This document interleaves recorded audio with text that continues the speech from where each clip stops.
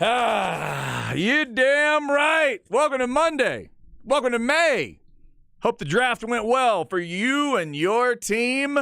We'll break it all down as much as we can. There's NBA stuff to get into. There's NFL draft controversy, a couple different versions of it. We'll get into a lot of different things today. We want you to contribute as always. The Specs text line is 337-3776. Cowboys fans, Texans fans, whoever you love, what'd you think of your team's draft? We've also got some Texas baseball to get into, Texas men's basketball to get into. There continues to be stories around all those programs. Hope you're having a good one. It's Chad and Zay getting you started in the month of May. I'm Chad Hastings, and he is Isaiah Collier. What's up, Zay? What's cracking, Chad? Happy Monday, everybody. May is here. Feeling good. How you doing? Man, I'm doing well. Taking advantage, just trying to enjoy the good weather till it gets 500 degrees outside. It's been nice. It's been really nice. Been really nice. I'm a sucker for longer days. I like that daylight. I want that daylight savings time to stay right where it is. Yeah. I don't like it when it falls back. I like to spring forward. And I like it when, we get the little more daylight and kind of nice evenings and cool weather. So hopefully people got to enjoy that over the weekend. And there's a lot of stuff we're going to get into today. A lot of wacky controversy. Zay, when you can video everything and when people do video everything, you start to catch all kinds of good stuff. And once again, the NFL draft never lets us down. Yeah. It's just brilliant. It is brilliant. What did Charlie Strong say? Social media, downfall of It society. Is the downfall of society. In the old days, like when I'm growing up, the only way they were catching you doing something weird or embarrassing during the draft was if you were there. That was it. How else are they going to get it? Send a TV crew to your house? They're not doing that. Not back in the day. Now it's everybody's got a TV studio in their hands, and they're filming all of it. Yep. Nobody can just live anymore. I used to be careful. I used to say that to my girls. I'll still say it to them every once in a while. Can we just live this one? I'll say it to my wife about every third meal. Can we just live this meal? Do we have to take pictures and let everybody know where we're eating right now? Is there any way we could just have the chicken fried steak without taking a picture of the chicken fried steak? I don't know, man. That gravy's serious. Rating the chicken fried steak. Now the gravy's got its own Twitter account. That's a whole nother thing. So we're gonna. I'm not one to people who make different profiles for their animals and stuff. Oh, that's a bit much. Goodness, that's tough. That's tough. That's a bit much. Yeah, that's a little bit extreme. Now, are you a food picture taker?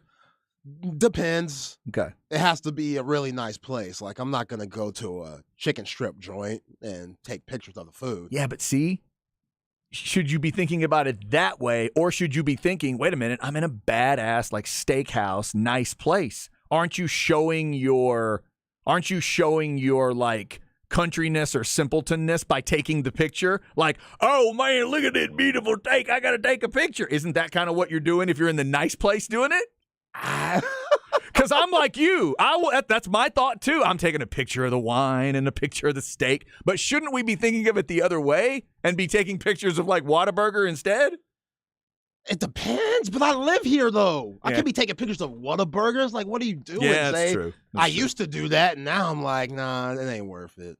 Real quick, one more stupid thing, and we will get to the sports part.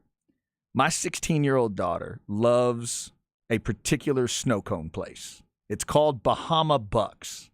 Shout out to Bahama Bucks. They have way too much of my money. She's taken a picture of everyone she's ever eaten. All of them. Yeah, because it's just colors. Zay, I get on her every time. Like lemon and banana, Right. It looks the same. Takes a picture of all of them, and I'm sure they end up on whatever. Like, she's got a very limited social media she's allowed to have at 16. We have not let it expand too far, thank God. But, yeah, to her limited group of whatever, Instagram friends or whatever, yeah, she just sends them a picture of every one of these stinking things she eats.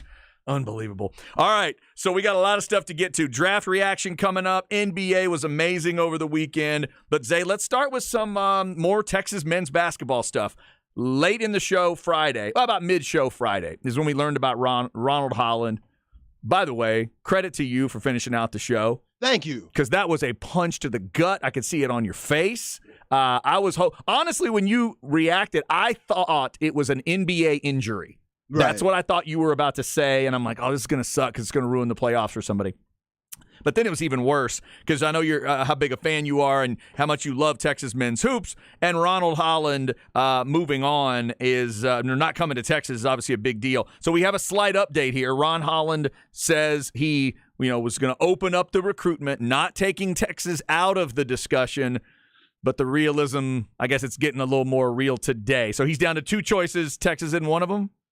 I guess. I mean, you're hearing Arkansas's name come up, and then you're hearing G League Ignite, which is the G League team that takes in the guys coming straight out of high school that know they're about to go to the NBA, which would make more sense for him at this point. And, I know everybody wants to be mad at Coach Terry, especially with what we've seen from other guys leaving, from Arterio Morris and, not having all those guys that were a huge part of this 2023 team, from Christian Bishop, Timmy Allen, Marcus Carr, Sir'Jabari Rice. They're leaving too, so you're already frustrated with that. And plus, you still want to ride that wave of being an Elite Eight team. So Max A. Smith definitely helps. Caden Shedrick definitely helps. Yep. Knowing that Dylan Dessou coming back, that's huge too. Yeah. But you were banking on A.J. Johnson and Ron Holland to come in. A.J. Johnson, we heard what happened to him a couple of weeks ago, going to Australia. And now Ron Holland, same type of thing. It seems like he's going to go the pro route. And I talked about it last week. The guy is going around mock drafts in 2024, might be the number one pick. Why the hell are you trying to come to school and study when you could be working on your game? And then there's different outlets that are going to allow you to do that. You Texas fans, y'all remember the name C.J. Miles? Oh, yeah. Yeah. Oh, yeah, C.J. Remember Miles. that name? C.J. Miles coming out of Dallas. I'm coming to Texas. Big time, top 5 player, McDonald's All-American. Huge. And then as March, April, May start to come, NBA scouts start saying, yo, bruh, we could do something with you. C.J. Miles say, word? I'm that good? You can be that good. We're willing to give you that money, and you don't have to write 10-page essays and study for finals and stuff. Y'all remember studying for them finals? Y'all remember that stress? Why would Ron Holland want to worry about that when the stress he could worry about is, oh, I need to make 75 shots out of 100 today? That's a lot better stress, in my opinion. So, again, it doesn't make sense for somebody of his caliber to come to school in the first place. Like, he was doing us a favor. That's why I thought it was such a huge get. Same with A.J. Johnson. A.J. Johnson was just at Allen Iverson's All-American game. Allen Iverson put him in the All-American game. He was co-MVP with DJ Wagner, one of the top 5 players in the nation going to Kentucky. Same thing with him. People are talking about him being a lottery pick in 2024. Why would you come here? The Arkansas way, you look at that side. Anthony Black, Nick Smith, both of those guys had really good years. They're still first-round lottery picks. See, that's the part of it I was going to go into with you. The G League thing we know is a completely different path. But is it it obviously would be a little bit of an extra insult if he ends up at another school, if he goes to somewhere like Arkansas. So give me that the argument is just style of play? Well, Anthony Black went to Duncanville too. They won a state championship together. Anthony Black is going to be in the league. He might be a lottery pick. So he's coming back home telling Ron Holland everything that Musselman does great. Re-recruiting him in that way. Okay. Saying, yo, he let us shine. He knows that we want to go to the league. We talked about that a lot. We talked about, man, I'm not doing this and that. What's going to help me get my stock up and also win games at the same time? I don't know if he's doing that for sure, but I would be if I'm Anthony Black. We rip off our shirts together. It's cool. No, maybe not. Yeah, and plus the fact that it's Arkansas, that sucks, and that makes me really mad. And Musselman, y'all know how I feel about him. But Dylan Mitchell is the worst example that you could have.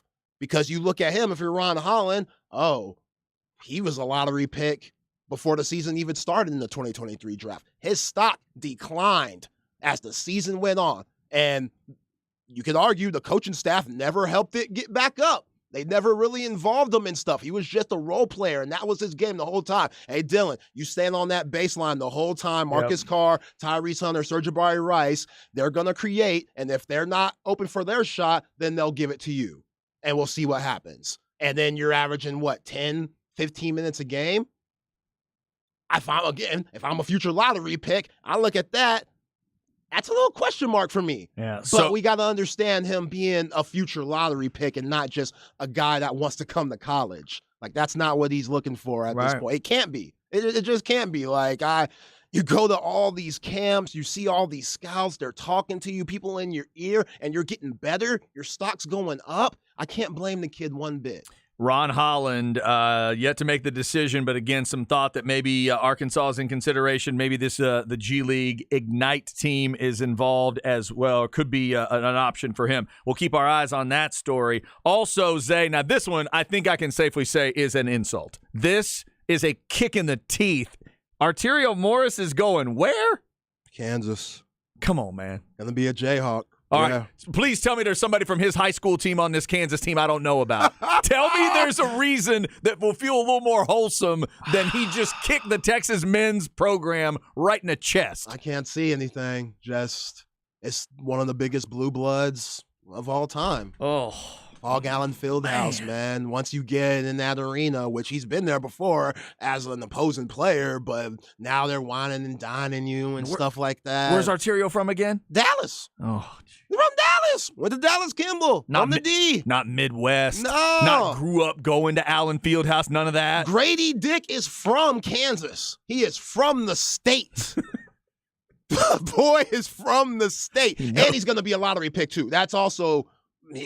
freshman coming in. Right. His stock grew at Kansas. His stock rose. They were like, oh, we'll see about him. Is he athletic enough to get to the next level? He showed that. But can he get his shot off on the next level? He showed that. And Self gave him like 35 minutes a game as a freshman. Like, that's wild. While Arterio Morris on the other side, Tyrese Hunter's going on slumps, and he's still not getting clocked. But looking at what we talked about this, right, when we heard Arterio Morris was heading into the transfer portal, how could he be looking at his situation at Texas this next season and not see a lot of playing time? It's going to be there, isn't it? It kind of has to be. Same with Kansas, though. They're losing Grady Dick. They're losing Jalen Wilson. You know, they're still going to have Wilson or Wilson Jr., but Morris, what's my man's name? The point guard. They still got him. Harris Jr., excuse me. They're still going to have him, but all he wants to do is pass. So it's going to give Arterio Morris a chance to take a lot of shots. They got a few freshmen coming in, but yeah, it's just one's a blue blood, and Texas, as much as I love it, we never won a national championship. Man, oh, man. All right, so we'll keep our eyes on those stories. Arterio Morris, and that's done, right? He is definitely transferring to Kansas. Yeah. Okay. He picks Kansas. Ron Holland still trying to decide exactly where he's going, but at this point, it looks like it's not going to be Texas. Speaking of the Longhorns, as we get into some draft stuff, let us know what you thought of your draft, your team's draft, whether you're a Cowboys fan, Texans fan, or whoever your NFL team is, or if you follow a particular college, let us know what you thought about kind of where your guys got drafted. Zay, let's start with the Texas guys in the draft. It ended up being all 5 guys that went to the Combine ended up drafted. That was pretty cool. We already had Bijan, obviously, on Thursday night. DeMarvion Overshown. You like that? 3rd round, Dallas Cowboys. Yo, that's beautiful. There's a lot about it I like. First of all, I'm an Overshown mark. I love that guy. The name is phenomenal. And then he's continued to grow and develop. Love the look. Love watching him walk in the stadium every week, rocking all the different stuff. He looks great in a cowboy hat. Not everybody does. Right. Not everybody can make a cowboy hat make sense. Yeah. DeMarvion looks like he was born to wear it. So in terms of him being able to do a little fashion, if be a little fashion forward in Dallas, maybe get a deal or two to sell clothes in Dallas, absolutely. Absolutely.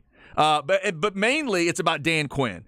Dan Quinn, defense, the defense, positionless football like Rod Babers always likes to talk about. DeMarvion's a freak. Let's just see how he dials him up over the years at Texas. We saw him get better and better and better, and now we'll see what Dan Quinn wants to turn him into. But he's done this with a few different guys to get a freaky guy where you say, I don't know if he's quite this or this. It's like, that's okay because Dan Quinn's going to let him be both. Yeah. From time to time. He'll be equal parts linebacker and badass safety in this defense. And this is exactly what you want if you're DeMarvion Overshown. You want to come into a system, arguably the best defensive coordinator in the league. and you want to play behind guys like Micah Parsons, who's going to get you better just by watching him. Yep. Just by watching Micah Parsons and then learning game from him in that way. And yeah, I think this couldn't have been a better situation for Demo, who you saw him locked in holding his son. That was a beautiful moment with his family when he got drafted. Like, he looked like he was ready to go to Dallas right then. Yeah. And What was the quote I heard? Yeah, they told me I got 12 days. I want to go right now. Yeah, right now. Right now. Go right up the street. And good for him. Yeah, I can't wait to talk to Joe Cook later about it. But yeah, man, just in that type of defense, one thing about Demo, we know he's at his best when he doesn't have to think. Because from the transition from safety to linebacker, there was so much thinking when he first made that transition to LB. And we finally saw his senior year, especially playing with Jalen Ford on the other side, he was just able to go crazy. And we had such a good defensive line this past year. They mucked stuff up, so he was able to get free and make tackles and show his athleticism, which is why his stock went up, which is why the Cowboys chose him in the 3rd round. So I'm happy for him. I think it's a big-time get, and I think he could come in and make an impact right away. Let us know what it is. Somebody texted, Cowboys should have taken Roschon in the 3rd round. I have heard that reaction. Go look at that 3rd round and look at the running backs that went earlier in the draft. That's interesting. By the way, Roschon Johnson, thank you for that segue. 4th round to the Bears. Coburn, 6th round. Hey, you get late in the draft, you're going to need snacks. There you go. Kansas City takes him in the 7th and 6th, and then 7th round is Moro Ojomo for Philadelphia. But Zay, I'll tell you, as a Cowboys fan, we'll talk about the whole breakdown. Here's my big thing about the Cowboys draft. And we're going to talk, we'll mention Deuce Vaughn multiple times today. Love the kid, love the story, love everything. But if you're going to say we're going to run the damn ball like Mike McCarthy did, just think about the 4 guys he's got now. Is that how you do it? Pollard, Ronald Jones, Malik Davis, and Deuce Vaughn. So you told your fan base that you're going to run the damn ball, and you came out of the draft with 1 running back in the 6th round, and he weighs 160 pounds. Yeah, super gadget. Right, and he is Darren Sproles at the ceiling. That's what he is. You hope he becomes Darren Sproles 2.0, and he's never going to give you a day of trouble, and we all know the Deuce Vaughn story is going to be awesome, and the dad's in, and Chris is in there, coach. That's awesome. That's all really cool, but as a fan, I would have loved to have come out of the draft with him and a running back that could give you a little bit more than that. Yeah, especially knowing that Tony Pollard's coming back from this knee injury. And maybe Steven and Jerry are really confident in Malik Davis, because we said it a lot last year. Give this brother some more touches. See what he could do, because we knew Zeke was very limited. See what he could do. And when he got the ball, he did well. Yeah, and that's what I'm hoping too. I'm hoping that there is because I've told you, there is a good version of Ronald Jones out there. Right. He can't be your total workhorse, though. Neither can Malik Davis, but maybe the combo. Maybe it's not about positionless football just on defense. Maybe it's also about a positionless running back room for the Cowboys. But that's a little bit of the concern I have coming out of it. The Deuce Vaughn pick, somebody texted, man, that Deuce Vaughn had me tearing up. Said Deuce Vaughn ain't no scrub. He ran all over us. LOL. You're absolutely right. I'm not saying he's a scrub. It's not what I'm saying. Just ask yourself, can you hand him the ball 20 times in an NFL game? No. I think that answer is no as well. But then again, I don't think they have anybody you can hand it to 20 times. So they're going to have to get creative. And Zay, we do not know if Mike McCarthy is a truly innovative, creative running game play caller. We have no clue, because the last time he called plays, Aaron Rodgers was the one determining what to do at the line of scrimmage. Did that Aaron Rodgers guy make life easier?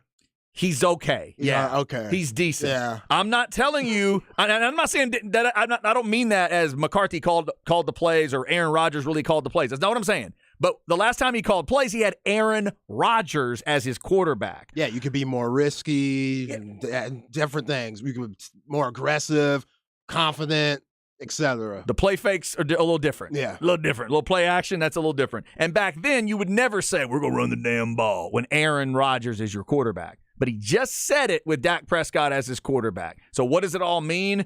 we're just going to have to wait and see on a lot of that. Let us know what you thought of the Cowboys draft. Obviously, Mozzie Smith was already there when we did the show Friday. You got Schoonmaker, the Michigan tight end. You got Overshown and some of the other picks. Vaughn was in the 6th round. We will talk about that. And if you're a Texans fan, what did you think of that draft haul? I see a lot of people giving the Texans some love for this total group that they put together. So we'll continue to talk about that as well. Give us your reactions to the NFL draft. We brought you the coverage on Thursday, and obviously things rounded out over the weekend. So we'll continue to talk about that. Specs text line 337-3776. Also, we'll get to some more basketball on the pro side. Golden State won Game 7. They're taking on the Lakers. 2 games tonight. We'll get you set now that we're down to the conference semifinals on both sides. Don't move. This is The Horn.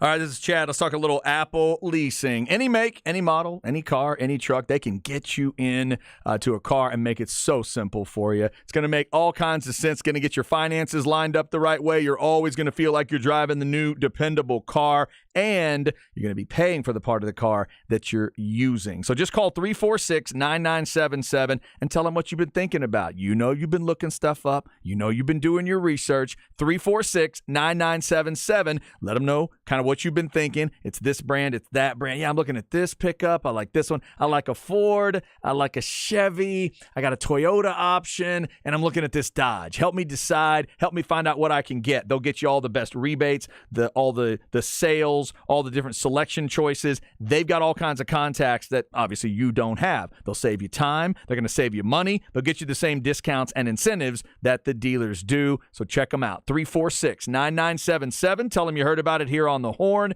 You can also go online to appleleasing.com.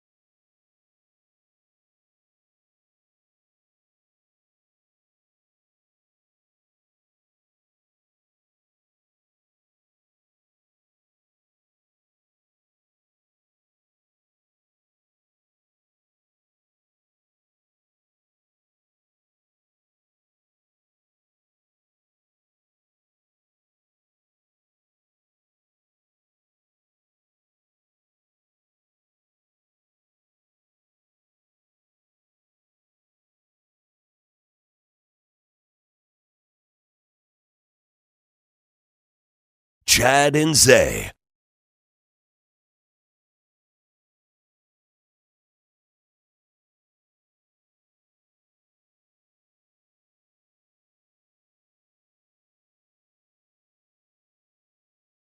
Oh, come on now. Yep, I got this one. This is not old school Eric Clapton.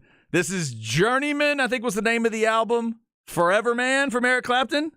Is that what it's called? The song?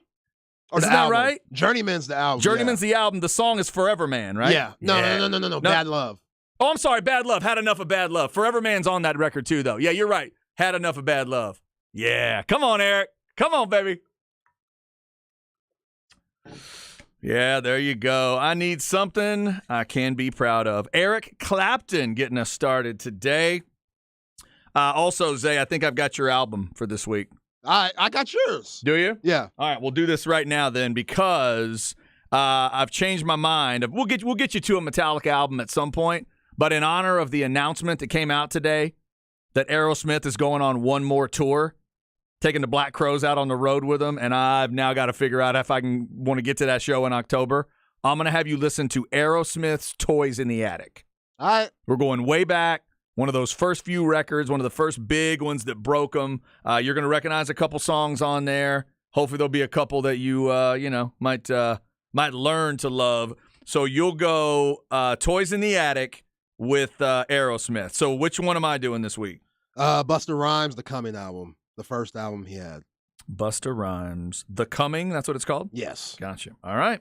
There you have it. Those will be our two albums this week. And if you missed that announcement earlier, Aerosmith tickets go on sale on Friday. Aerosmith with the Black Crowes. So Aerosmith is saying this is it. One last time, one last ride. A lot of bands do that, and they keep doing that. But I don't know. We'll see. I'll trust Aerosmith that it's one more time around. They haven't toured a ton lately, so they're a hell of a live band. You got to see them?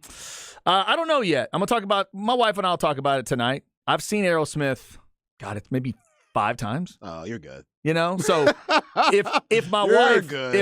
it's kind of going to be about my wife. If the anniversary's coming up, and so I thought that might be an obvious present, right? If I wanted to buy tickets and say we're going. It'll be about her, really, because I could go either way. Okay. Because I have absolutely seen Aerosmith. I've Right. seen them, and they're awesome. But maybe there's a little part of me that wants to see them again. So we'll figure that out. All right, so a lot of stuff going on this Monday. Draft reaction left and right. Somebody sent us this text. Chad, Zach Evans went 3 picks later. Craig Way was hopeful it will work. Which one would you want? Love the show. The reason he references Craig there, Deuce Vaughn went to the Cowboys in the 6th round, and Zach Evans went to the Rams. Craig's a Rams fan, so obviously he hopes that works out. That's an interesting comparison, Zay, because Zach Evans, to me, is the more well-rounded running back, but then there's the issue of what do you get with Zach Evans as a pro? With the issues he had leaving high school, the issues he had, and he didn't have massive issues in college, but he did bang around a couple different places, although everybody transfers now. I didn't hear a lot of problems with him. This is a brother that didn't want to give up his phone state championship game. Correct. Coach, you ain't taking my phone, man. Then went to TCU and then ended up at Ole Miss. But to be fair, I don't remember hearing a lot of stories, a lot of those me stories and crazy locker room stuff. I don't remember a lot of that at either TCU or Ole Miss.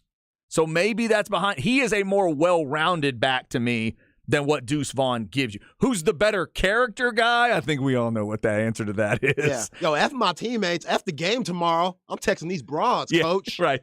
You better get on my face. But in terms of a big time running back, that may work out. That may be an interesting move. If they can turn Zach Evans into something as a 6th round pick, that'd be big for the Rams. So let us know what you think of your team's draft. We've been breaking that down. We also have an incredible run of NBA stuff going on. If you're into NHL action, there were 3 Game 7s last night in the NHL, and I think all road teams won the Game 7s. Boston's out. The Bruins are out. Oh, man. Dude. Tom McKay's daughter. I know she hurting. Dude, they are out. One quick hockey stat here, Zay. For the last, I think, 10 seasons now, if you're the best team in hockey and you have the best record, they have a special trophy for you. They call it the President's Trophy. Oh, what? 10 straight years, that team has not even made the finals. 10 years in a row. You imagine that? That's tough. That is crazy. It's become the curse in the NHL. So they had all that going on. And then, Zay, in the NBA, I sat back yesterday. By the way, pretty entertaining game with Miami and New York in the first one. Miami winning at Madison Square Garden. Yes. That was pretty nice. And then I sit back and get ready for Game 7, Golden State and Sacramento. And for a while, for that first half, it felt like, oh, Lord, this is an all-timer. This is shaping up to be a championship fight. And then the third quarter happened, and Golden State flexed the championship muscle, and the beam guy, he could disconnect and go home early because there was no lighting the beam yesterday. No, not at all. Sacramento went into halftime with a little bit of a lead, and Steph Curry just took the game over. One of the greatest performances we've ever seen. And you got to think about Steph Curry and where he's came from the Davidson days. Like, we didn't know he was going to be a pro like that, but the Davidson days, he showed what he could do to America, again, his team to the Elite Eight. Then you hear about him and his pops being a pro. Everybody knows about Dale Curry, had a good tenure in the league. And Dale Curry, let's be fair, Dale Curry was a great shooter, a solid NBA player. Solid. Right? Solid role player. Not a Hall of Famer. Nope. But solid player. Yeah. And you just hoped that for Steph. Can he just be on a team and be a part of an NBA team? That'd be a cool story. Well, you didn't even know if he'd be able to last because he had a lot of ankle injuries his first few years in the league. He runs weird. You notice how he runs? He picks his feet up. It's just different. Yeah. It's a weird run. And they said that's a big reason why he used to turn his ankle all the time. So he finally got ankle braces that were right, and then he took off from there. And then last night, that might have been one of the best performances he's ever showed. 38 shots, 20 makes. That's ridiculous. And he was getting to the paint. He said, you know what? I'm just going to be on the attack. I'll look for my three when it comes, but y'all want me to look for the three. That's what y'all are guarding, so I'm just going to go to the hole. And dude, the scoring he came up with, just all the different ways, the floaters, the scoop layups. Dude, what about that one in the lane where he's practically looking at the floor and throws the one? Oh, there was one play he had Trey Lyles dancing like Michael Jackson Beat It era.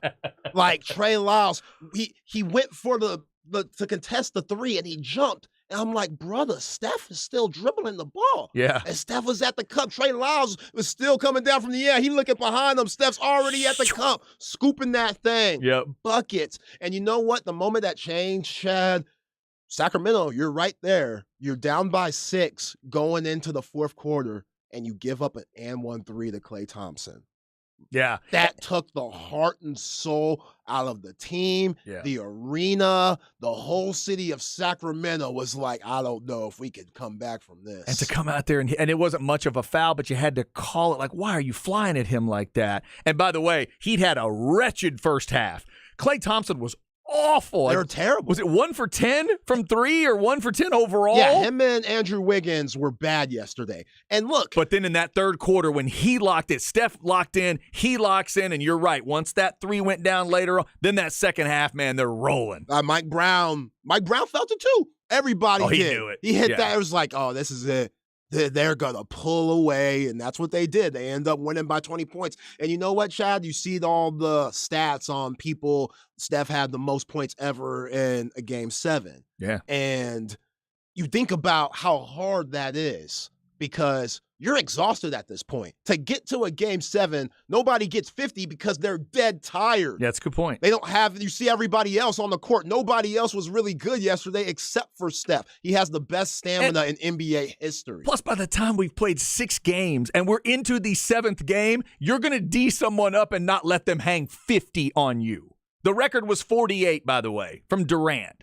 And then it was 47 from a few guys. Yeah. It's so rare that it's a rare group of people. So now he's the only guy ever to have 50 in a Game 7. Off the top of your head, can you think of a better performance in a Game 7? Bron had a performance. 2018 against the Celtics where you had a couple of guys off the street and Kevin Love, and they went to Boston and they weren't supposed to win that game at all with Jason Tatum and Smart. And he Brown, put him on his back. And he put him on his back. That might have been, and that was to get to the finals. That was to get to the finals. So that had a little bit more. Yep. And then the performance, obviously, Bron beating the Warriors Game 7 in 2016. Right, because that had to go Game 7. Yeah, him and Kyrie Irving. So that's kind of the both of them. But, yeah, this is right there. This is right there. And look, it wasn't just Steph.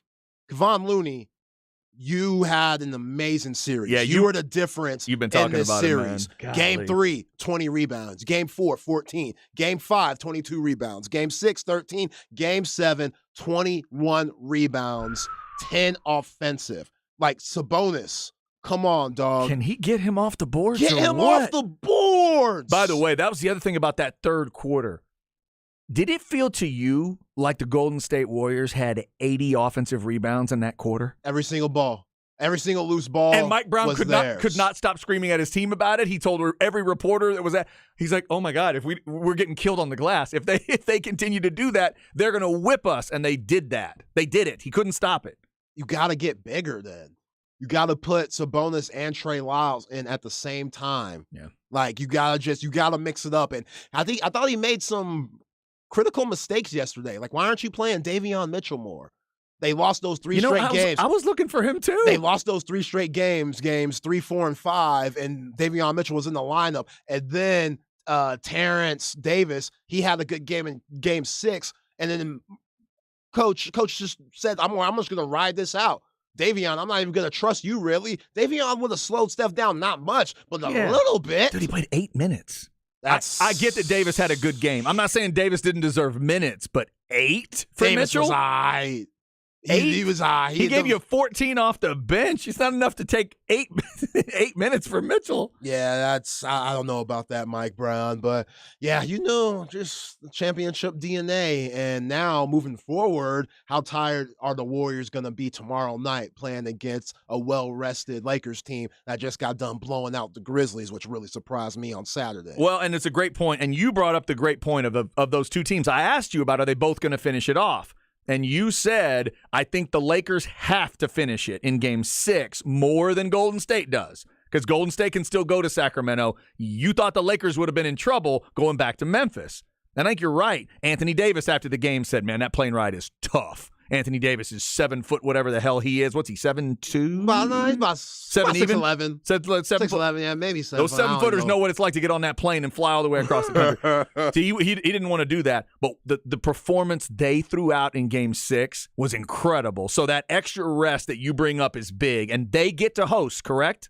No. Golden State does. No, it's Golden State. Okay. Golden State's still 6 seed. So it minimizes the trip at least. And then obviously now, instead of having to fly all the way over to Memphis, it's an all Cali series. So it's LeBron and Davis getting on that plane after a lot of rest, and you're headed to Golden State. So that is going to be a big part of tomorrow. And, dude, from the legacy standpoint and the history standpoint, if you don't like where this series is pointed, I don't know what to tell you. Wow. If you don't like a series that's got Steph and LeBron in it, for all the history reasons, dude, like I know all those other guys have their rep and their legacy, and Draymond thinks he's certain thing. But, Zay, both those guys have 4 rings. Oh, I got my popcorn already made. If one of those guys wins a title this year, it will be 5. It will be matching Magic 5 rings, one above the other. And then I heard a great argument today about, why does LeBron not have more rings? Steph. Why does Steph not have one more ring than he's got right now? LeBron. Mm-hmm. Just that battle back and forth is going to be fun to watch. Legends, legends trying to prove that their prime may not be here, but that they can still find some prime every once in a while. I can't wait for that series. To be honest, Chad, I think Steph, this might be the best version of him. If you go back and watch that 2016, I know he was back-to-back MVPs and stuff, but he was scrawny. Like, he packed on probably 20 pounds since he got into the league. Yeah. And you could tell. He's able to take the beating more now. He could take that beating, yeah. man. You can't just push him off his spots. You can't take advantage of him defensively like you once did. there was a point of time where you could just go at him and he was weak and frail, and you can't do that no more. He'll hold his own. So this version of Steph Curry, it's scary. And the Lakers, they have nobody that can stop him. It's going to be a huge series for Anthony Davis and LeBron and D'Angelo Russell, who was big in that game 6 versus He was Memphis. big too. Yeah, no, that was impressive stuff from the Lakers. Impressive from Golden State. They'll get started tomorrow night. Tonight it's Philly and Boston, game 1 on TNT, and the doubleheader is Phoenix and Denver. We'll talk more NBA as we roll along. I definitely want to get Zay's thoughts on what Denver did to Phoenix in game 1. We'll get back into some of the Longhorn stuff at 105. Remember, baseball's about to crank up over on 1260 and 101.9.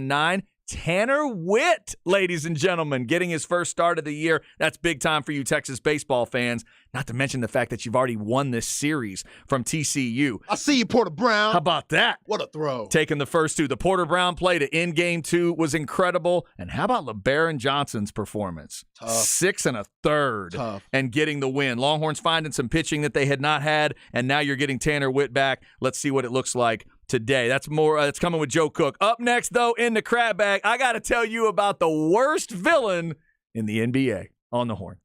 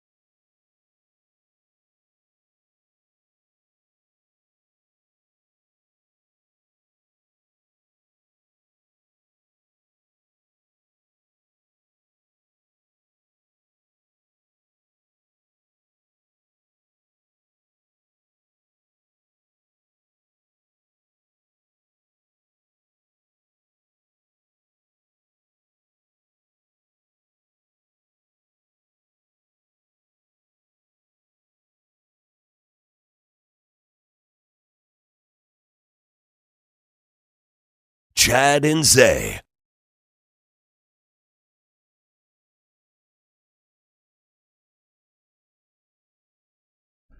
All right, now we're going to three good old Texas boys here. A little ZZ Top for the kids. Lil ZZ Top. Sleeping bag? Sleeping bag. Okay, here's what I want to know. I'm 48 years old. If you are older than me and you are a ZZ Top fan all the way back to the first couple records when they were a low down and dirty blues band, did this song piss you off when it came out?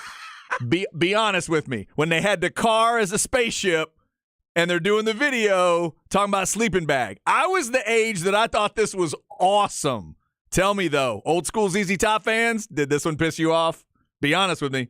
Come on. You got to have range, man. You can't do the same old, well, they same did. old. They did. And when they grabbed a hold of whatever it was in the pop world and started making those videos, they just took off. God love him for figuring that out. And rest in peace to Dusty Hill. My man Rick Sacamano went and saw them in Belton recently. They're still out there. They got somebody filling in. They have it's a guitar tech. Well, Dusty was bass, so I think it's maybe the bass tech or guitar tech that they've got playing bass for him. But he said Gibbons still sounds really good, and Frank Beard's still Frank Beard. And shout out to ZZ Top. They are still out there, 50 years and running now. ZZ Top and Eric Clapton getting us started today. A lot of stuff going on draft-wise. We'll get back into that. Joe Cook from Inside Texas with his thoughts on Bijan to Atlanta, Overshown to the Cowboys, and also Texas baseball, taking the first two from TCU, and right now that game's just about to get started over on 1260 and 101.9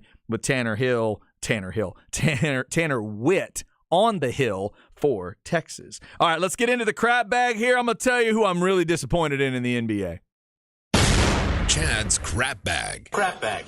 If you need an easy way to remember it, just think of a bag of crap. It's brought to you by AV Consultations, 255-8678, or go to avconsultations.com. You can't always get what you want. And I'm not going to finish the Stones lyric because I did not get what I needed here. I thought we had something brewing, and then it went away. The reason why people like me, people like Zay, and other fans out there, the reason we cling to guys like why did I just lose his name from the Warriors? Draymond. Thank you. The reason I cling to a guy like Draymond Green is because he's an actual villain. He embraces it. He knows how to be a villain. But Dylan Brooks, I am thoroughly disappointed in you, young man. Not because you stopped talking, not because you talked initially, but because you stopped. That's why I'm mad at you. I wouldn't have done what you did, but we need those villains sometimes, and we were ready. We were absolutely ready. I'd put the napkin around my neck. I had the fork and knife out, and I was ready to eat up whatever you were about to do. You called LeBron old. You said you poked the Bears. You said I don't respect anyone until they come and give me 40. And then your team lost 3 games in L.A., and you didn't talk to the media after any of them? Not at all? And then you end up shooting 31% from the floor, 24% from 3 for the series. LeBron and Davis and those guys go off. They thump you by 30 in that last game. And 40 in that last game. And then at the very end of it all, in your exit media interview, you did show up for that. You got fined, by the way, $25,000 for not showing up after games. Then you show up and say, and when they ask you, do you think your comments were maybe a bad idea, maybe provided some extra motivation, you say, no, that's who I am. I don't regret it. I'm a competitor. I compete. Really? Where was all the villainy that you had set up? Zay, I'm so disappointed. I really thought we were getting some good entertainment here. And then Dylan Brooks, acted like he wanted to be the Joker, and then he just never showed up. Yeah, that's why people call this generation soft. Stuff like this. This is a key example of why old heads, man, these kids ain't what they used to be back in my day. We backed up the crap talking. We said, right. You got to do that. And yeah. Dylan Brooks, man up, own up. What are we talking about? It's just so weak. If you're going to talk it, back it up. Admit it. Say, you know what? They beat us. Right. They flat out beat us. I was wrong. LeBron's one of the greatest, but instead you got fined that vacation money that you could have used this time of the year. You ain't got nothing else to do. That $25,000 could have came in handy. You showed up in those sunglasses with that chain on and ran your mouth about one of the greatest players that ever lived, and then you didn't have enough guts to show up and talk to the media after you lost that game, and that game. That's just terrible. You got to eat that. If you're going to be the Joker, you can't be down on yourself sitting at the end of the bar going, man, Batman got me. I don't know. Well, yeah, didn't you have a plan? No, man. But you're the Joker. Come on, do something. You can't just give up. And he just really gave up. By the way, their general manager said that he couldn't comment on the future with the team. He is a free agent this summer, but he did note, the GM, that the Grizzlies had to navigate through self-created distractions during the playoffs.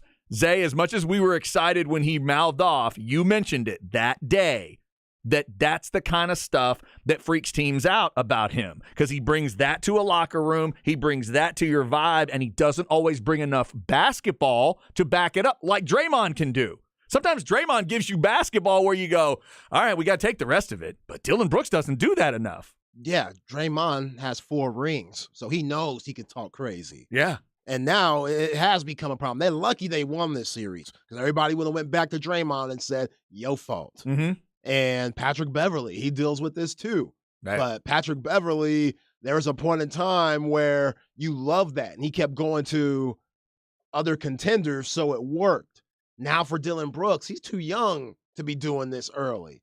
And he needs to change his whole attitude moving forward, because he came into the league as a knockdown shooter. That's why it was cool. 3-and-D guy, but you're not knocking down any shots. Right. So, you know what he needs to do attitude-wise? He is not this kind of basketball player. I understand that. He needs to study Jimmy Butler.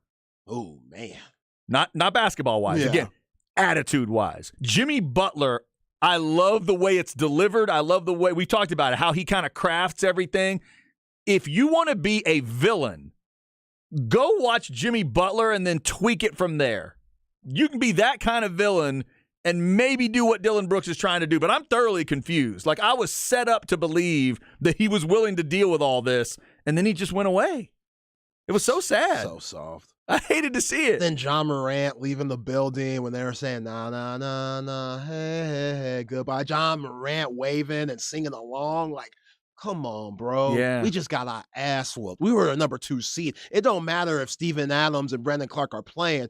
We got to be better than getting blasted by 40 in a closeout game. And you're happy? Acting like you're almost, you don't care. After what you drug us through the whole season, right? The off-court issues that you had, yep. You're out here happy and stuff. Well, you got a lot more time to do that stupid commercial you have where you're pulling up each day, shooting shots at that rinky-dink old gym. You got a lot of time to do all that. Yep. Too much drama and not enough basketball. And give LeBron credit. He just ducked his head. LeBron just ducked his head and whipped him. That's all he did. He didn't even shake their hand. He went straight to the locker room after. Uh-huh. Yeah. Right. Anthony Davis and some of those other guys, they stayed out there for pleasantries. LeBron didn't want to deal with it. Yo, how about this? Because LeBron knows there would have been extra static around those moments of and Ja may have been off the floor by then, right? Was Ja even out there? Ja was out there. So then, yeah, maybe he didn't want to mess with that stuff. But man, they just took it to him, especially in that Game 6. Yo, Draymond Green, you have some nerve. He went on his podcast and he just went and said, I have no respect for Sabonis because he didn't shake our hand after the game. You stomped the guy's chest, and you want him to shake your hand after y'all just beat him in a Game 7 at home? Oh, Draymond. You have no respect for him? Come on, That's man. rich. Oh, brother. Yo, that's Bill Gates. That's rich, Draymond. That's rich, bro. And one other note, we talked about this at the beginning of the playoffs. We said, watch out for the lower-seeded teams on both sides because they seem dangerous. In the East, the 1 and the 4 are out, and in the West, the 2 and the 3 are out. And you've got the 6 and the 7 in the West. Steph and LeBron facing each other for a trip to the conference finals. At the end of the day, that's what the NBA wanted. Heck yeah, it is. And they got That's what the NBA wanted. And they got it legitimately and organically. Nobody could watch those 2 series and tell me anything was fixed. Could they? because it was a 20-point game on one side, and you're right, I did bad math. It was a 4. It's hard for me to imagine somebody gets beat by 40 in the NBA. Game in the playoffs. Like in my mind, it was In my mind, it was like 125-95, but it was actually 85, which is indeed 40 points. That to me is so definitive. Yeah, you can't argue. Well, that the league is No, they're not. They're happy. They're thrilled. But they didn't make that happen. Yeah, the only reason why I knew it was 40 is because everybody's been talking about Dylan Brooks saying, I don't respect nobody until they give me 40. Then you lose by 40 in the closeout game. That's beautiful. That's beautiful. LeBron said, I don't need to score 40, but we'll beat you by 40. How's that? What's the emoji for that? Do I have a 40? I know they've got a 100 emoji. Do we have a 40 emoji that we could grab? All right, coming up, your 1 o'clock hour. Joe Cook, Inside Texas, on3.com. Longhorn baseball team just about to crank it up with TCU and try to sweep, plus the Longhorns that were drafted. What did Joe Cook think of all of it? We will find out on the Horn.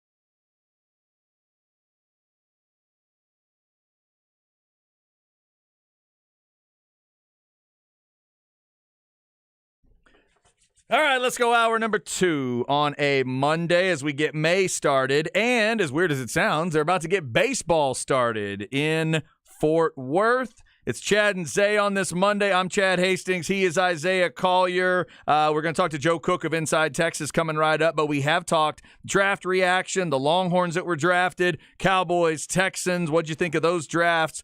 We started with the UT men's hoops updates. Ron Holland, we knew was had decommitted from Texas and changed his mind and was trying to figure out where to go. Today we have a little more indication there. It might be a G League route. It might be Arkansas. And then Arterio Morris picking Kansas.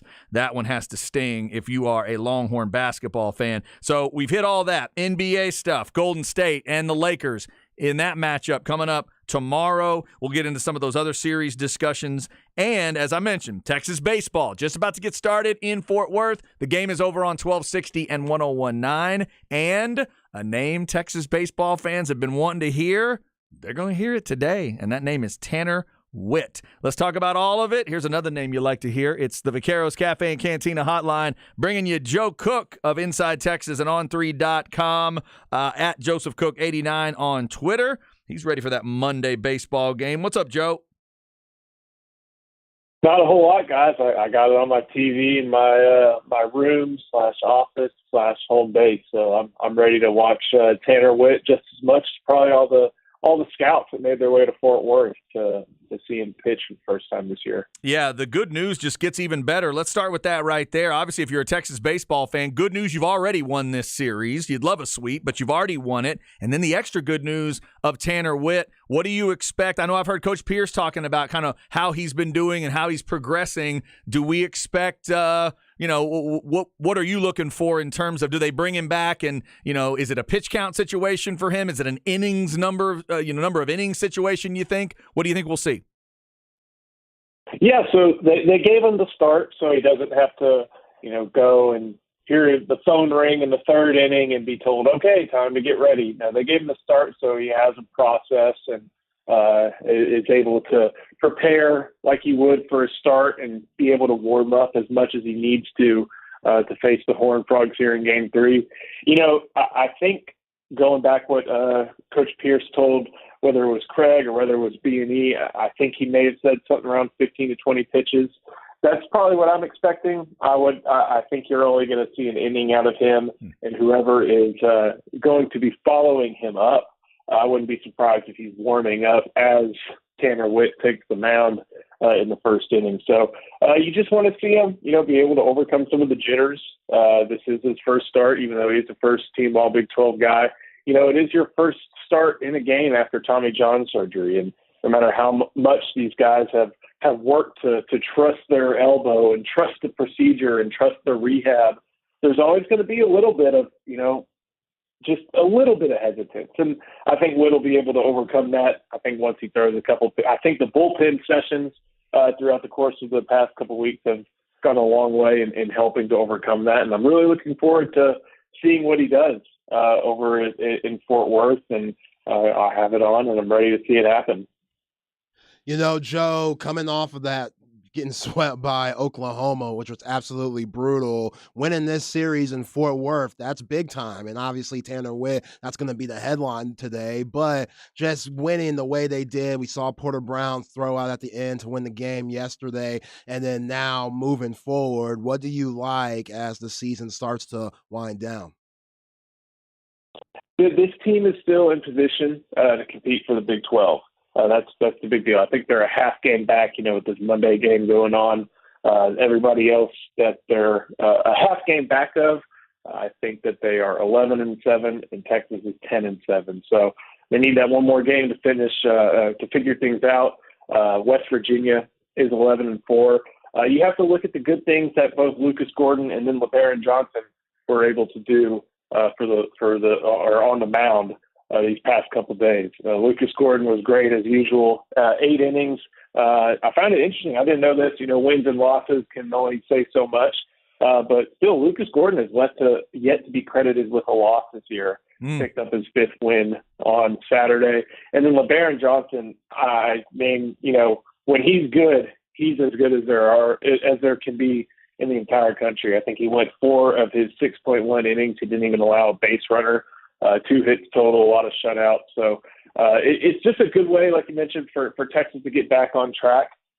Record-wise, TCU's a little bit better than OU. OU's been playing well of late. TCU hasn't, but you get the results that you need in Fort Worth. And, as we're watching right now, Texas is trying to get that sweep. So, Joe, just kind of staying on that, because I thought the LeBaron performance was really impressive. For you, in Coach Pierce's perfect world, would he love Tanner Witt to become a true starter again and then use LeBaron Johnson as just kind of an ultimate weapon when he needs it? Or do you think Johnson ultimately finds a starting spot as well? I mean, it's hard to keep a guy who can, throw 6 innings like that out of the rotation. And I think that we've seen LeBaron Johnson maybe go into back-to-back days or something like that and not be as effective. I think that at this point, if he's going to go out there and give you 3 times through the order a Power 5 lineup of baseball like that, we saw it against TCU, we saw it against LSU, I don't know how you keep him out of the rotation, especially considering all the different issues you've had, whether it be Travis Staley, Zane Morehouse, they tried DJ Burke. They're trying everybody at those starting spots on Saturday and Sunday behind Lucas Gordon, and they haven't found someone to give them the consistency they need. So I feel like we've been waiting on LeBaron Johnson to be given a starting role, but it still hasn't happened yet. I don't know what's going to happen as far as Witt goes, because I think you're still working him up, very, very gradually as I think the Horns are about to be on the board with a Garrett Guillemette 2-run shot. So, look at that. Look at a little updated play-by-play from Joe Cook. Well done. There you go on that front. So Guillemette happy round at third base. But still, I think that you have to really consider LeBaron for one of those starting rotation spots. And with Witt, you just take what you can get from him. I think he'll work his way up to maybe like 2 or 3 innings in the next couple weeks. If he becomes a starter, like a 5-inning, 6-inning starter, that'd be, awesome. But it's hard to know where he's going to be, especially with about, a month left in the regular season. Joe, with the draft wrapping up, we see a lot of Horns getting drafted. The ones that we thought were going to get drafted all did, all 5. And then a couple of guys, signing Anthony Cook and Deshaun Jameson. But let's start with Bijan Robinson. In 2023, for a running back to go top 10 and go 8 like he did is absolutely phenomenal. It shows the type of player he is, but also the type of person he is. Do you like this, what the Atlanta Hawks did, getting Bijan? Do you like it? Yeah, I feel really, really happy that Bijan's going to be always considered a top 10 pick, and he deserved it despite being a running back in the way that teams think about the running back position. And I think one of the aspects you can look at is think about who the Falcons had on their roster. I mean, they obviously have Desmond Ridder there at quarterback. That's who they're going to go with. They have Drake London from USC. Kyle Pitts, that's a lot of early round talent with the exception of Ridder that they've been really, really excited about. And to think that in the backfield, they have Cordell Patterson, they have Tyler Algiers, and those are 2 guys that I think combined for about 1,600, 1,700 rushing yards last year. They still say, you know what, Bijan is so good that we're going to trust our evaluation and take him because they don't want to be playing him in the division. I think that says a lot about just how good of a prospect Bijan is. And it should be a lot of fun within that offense. I think Blank, I forget the owner's first name, but Blank has some connections to UT. I think he helped with like a speech disorder center over at the university at the Moody College. And I wonder if maybe that was in the back of his mind when making that pick. But I know Arthur Smith, is a big on, making sure that there's a run game to support the offense. And Bijan can definitely help them out. But if you look at their post-draft comments, they understand that's someone who's going to be more than just a running back. That's someone who's going to be able to help in the pass game, help in a lot of different aspects, and join the rest of that offense. And be able to threaten and be good weapons for Desmond Ridder. Yeah, and that blank is Arthur as well. They're both Arthur there, Arthur Blank. And obviously, Zay said Hawks. He meant Falcons. Zay, Still in basketball mode. No, My it's okay. bad, Joe. No, and then the reason you said that probably is there is a rider now in Trae Young's contract. He's not allowed. Bijan's not allowed to be within 50 feet of him because the hair will make his hair look so bad. Yo, Trae Young, take some notes. Take some notes. That's a real hairdo right there. They got to stay away from each other because Bijan's going to make him look bad on the hair front. Joe, as far as some the other Longhorns drafted, obviously Overshown, Roschon Johnson, Coburn, and Ojimo all end up with new homes. Did any of those 4 picks really jump out to you? Which one kind of stands out? I was a little surprised. I'll go with the very back. I was really shocked that Ojimo fell to the 7th round. I thought that he was someone that had played in enough schemes and done enough, at least at his professional position, I think, which he played this year. I think that he had done enough to warrant being picked a little bit earlier than that. He'll be going to a really great situation, I feel like, where Philadelphia will have the patience to develop him behind a really good defensive line. But I thought that was someone, considering the way that the NFL looks and his skill set, that he would have been able to maybe find a home in an earlier round. But I'm just happy he got picked. I think DeMarvin Overshown to the Cowboys, that's a dream come true for him. It's probably a little bit of a dream come true for Dan Quinn and that defensive staff, as they have someone who they draft him and they just say, hey, see that number 11 guy? Just go do what he does. Yeah, right. There's your example. Go follow that lead and you'll have a pretty good career. And I'm really glad for them. Glad for everybody. And I think we're going to see, Roschon Johnson be able to compete for carries right away. Bijan should have carries right away. Keandre Coburn. I can't put it any better than what Rod does, in that you need a plunger, you need a run stuffer. So I'll just go ahead and give him that line right there. And just really happy for the Horns and happy for Anthony Cook and Deshaun Jameson as well to have found a home as undrafted free agents. Joe, what do you think about the Texans picks? Obviously, number 2, C.J. Stroud, but they kind of shocked the whole NFL world when they went up and got Will Anderson right at 3. They gave up a lot for him, but they got 2 big-time players on both sides. What do you think about the Texans? Yeah, I forgot who I saw post it this way, but I think if you look at it like this, the Texans didn't trade up to get Will Anderson. Just bear with me. They didn't trade up to get Will Anderson. They traded up to make sure they could get both Will Anderson and C.J. Stroud. If they had picked Anderson at 2 and teams started to figure out that they had picked Anderson, that they were going to pick Anderson at 2, maybe then Arizona starts fielding some more calls, and the opportunity to get, Stroud then slips away as a result of that. So all in all, I'm a little bit, curious as to process, because they did give up a fair amount of picks in order to do that. But I'm fine with the result, because at a certain point, you got to start trying to win. Like you've tanked for however many years. It's time to start trying to go for it. So you get a, cornerstone of your franchise and your quarterback.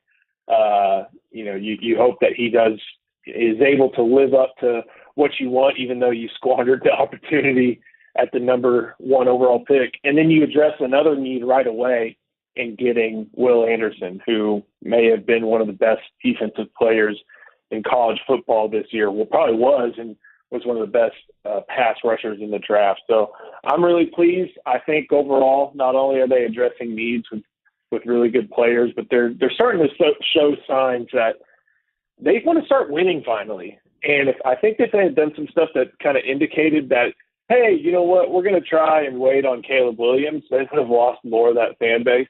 Now they've got some reason in a rookie quarterback and a rookie pass rusher, as well as some other good picks. Henry To'oTo'o, I like that. Just Alabama linebackers are always a good call, in my opinion. Got Tank Dell from U of H, and like that pick to go along with some of the veteran pieces that they added. I'm really pleased with what the Texans look like, and man, maybe my Sundays are going to be a little bit busy this year. I'll actually take the time to try and watch them as opposed to absorbing everything and being a fantasy absorber like I was last year. Joe, unfortunately, got to ask you about basketball. From Arterio Morris transferring to Kansas to Ron Holland decommitting. I know it's been a tough weekend for Rodney Terry and crew. What did you hear, and where do you think that this coaching staff's going to go forward? Or how do you think this coaching staff's going to go forward?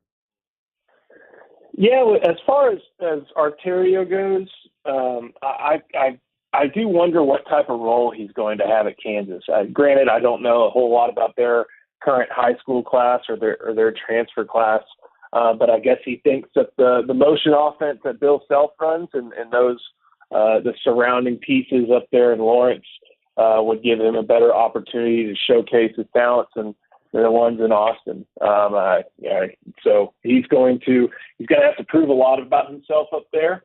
As far as Ron Holland goes, that's a loss, no matter how you cut it. Like, that's a player who I see there's a notion among maybe maybe among Texas fans just to abandon going after 5 stars because it's like, oh, they're all 5 stars. Oh, it's just another. I think Ron Holland may be a little bit different in what his skill set is, a little bit more of a scoring, a little bit more of a basketball player at this point than a lot of the guys who are just athletes who were on the basketball court and needed that skill to be developed. So I think he's a loss. Not sure exactly what his final decision is going to be. Part of me wonders, if teams, even with the letter of intent, part of me wonders if teams stayed after him at some point. But now that we're going to see him out of his letter of intent, he'll be able to talk to whoever he wants, whether it be a professional league, whether it be a school, whether it be, I don't know who else the other options are. So all in all, big loss, and that just only makes the need to grab difference makers out of the portal so much greater for Rodney Terry and company heading into the upcoming season. Luckily, they do have some targets, whether it be from UTEP, whether it be from UT Arlington, for getting one more, but there are some guys they can talk to, but I don't know if any of them, even in the aggregate, are going to be like Ron Holland. That is Joe Cook. Check out InsideTexasOn3.com. And if you want to give him a follow, at JosephCook89 on Twitter. Joe, we'll let you get back to that Longhorn baseball game. We appreciate it, and we'll talk to you next week. Awesome, guys. Thank you so much. Thanks, Joe. He mentioned Tanner Witt maybe being on a 15 to 20 pitch count. I'm seeing the pitch count up to 16 right now for Tanner Witt. And as Joe told you, it was a 2-0 game for Texas. They put a 2 spot up with the Gilmet homer, and they have now given up a run. Looks like an RBI double given up by Witt on that 16th pitch, brings the first run in for TCU. So it's 2-1 Texas. They are in the bottom of the first, and sometimes it can happen in that third game when you've used some of your pitching that we could see a high-scoring game so far. There are runs on the board. Again, Tanner Witt getting the start, but he's probably going to be out pretty quick. They're just trying to bring this back slowly, Zay. They've seen a lot of good things, but obviously you don't want to overwork him. Yeah, and he's going to have his ups and downs. I'm not surprised that he's already given up a run. I know he has a little bit of nerves there. Not because he's scared. He just wants to do a good job. And I know, he might second guess some things like Joe said, but once he gets into that groove, he'll be fine. All right, coming up, let's get you a flex segment. The Deuce is going to be loose in Dallas. We'll talk about that pick. Mathis is going to Hollywood. Local guys getting drafted in the NFL. That's what flex is all about. We'll tell you more about it on The Horn.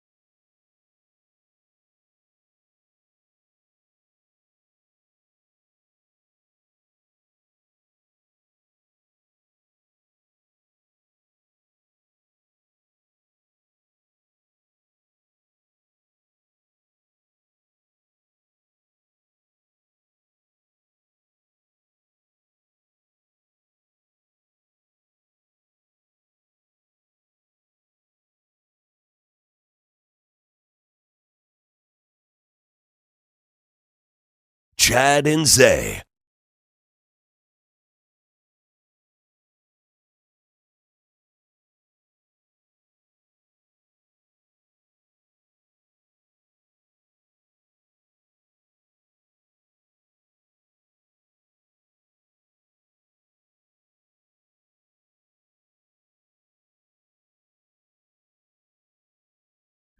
Well, there's only one man that sings like that. So it's either Sting or the Police. I'll guess Sting. The Police. Oh, all right. It's the band itself. What's the song? Murder by Numbers. Never saw the Police live. I wish I'd seen this band live back in the day. In their heyday, just a really good technical band, but then his voice is so unique. Nobody sings like that guy. He's out on tour this year, I think. He's going out with like one last run of I'm going to play all these songs y'all love kind of a thing. Just by himself? Oh, yeah. Sting's been doing big-time solo tours for years. That's unfortunate. What happened to the homies? It's been a long time since the Police have toured as the Police. They broke up, and Police fans could help me here. I'll just conservatively say certainly by 1990 they weren't a band anymore. What happened, though? I don't know. I've not seen that documentary. I can't tell you. I think they were super talented, and all of them were super smart, and I think that might have worked against them a little bit. Okay. They were talented as hell, though. I mean, even Beyonce realized, I can't do it with you sisters no more. Yeah, I mean, sometimes that's the way it was. And, man, Sting he does monster solo shows as well. And I've never seen him as a solo artist either. The Police, ZZ Top, and Eric Clapton have started us off today. The start for Texas baseball looked good. 2-0 on the Gilmet homer, but TCU answered with 3 in that first inning. So coming out of the first, and things are already have already gotten going there. And as we told you, you had Tanner Witt with the start, and they are definitely going to have him. If they weren't already looking at kind of a pitch count situation, I would guess that might be it for him. He was at 16 pitches right before those last 2 runs came in. I don't know where it ended. Texas is now coming to bat. And again, that's over on 1260 and 1019. So 3-2 TCU as they head to the second inning. All right, let's get into the flex segment. We'll tell you about a couple flex guys that are headed to the NFL. Flex ATX for the best high school sports coverage. Listen to the Horn and go to FLXATX.com. Flex 30 is brought to you by Brain Vault. Brain Vault is a revolutionary and patented mouthguard that has been proven to help reduce the risk of concussion. Visit BrainVault.com and join the movement.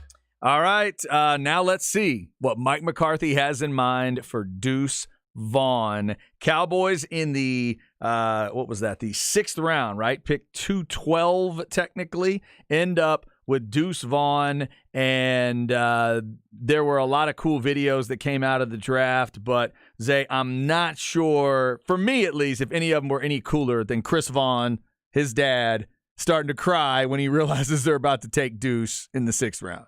That was awesome. Hey, buddy, want to come to work with me next week?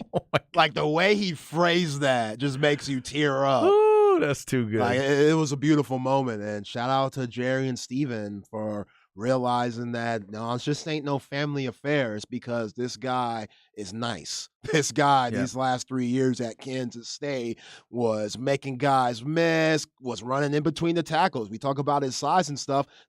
Colin Klein ran him in between the tackles. Yes, he did. And he did well. We know that we were second team all Big 12. He gutted us a little bit. Deuce Vaughn is for real. And no, he won't be able to take 20 carries a game, especially for, a length of an 18-game season. But there's going to be spots you could put him in the game and get the ball in his hands, whether that's on special teams, third down plays, gadget plays, etc. You got to put the ball in that guy's hands because he's going to make things happen. I think this is a great gift for the Cowboys. So here's a question as I'm just pulling up a depth chart. Do they still have Turpin? Do they still have Kevontae Turpin? I don't know.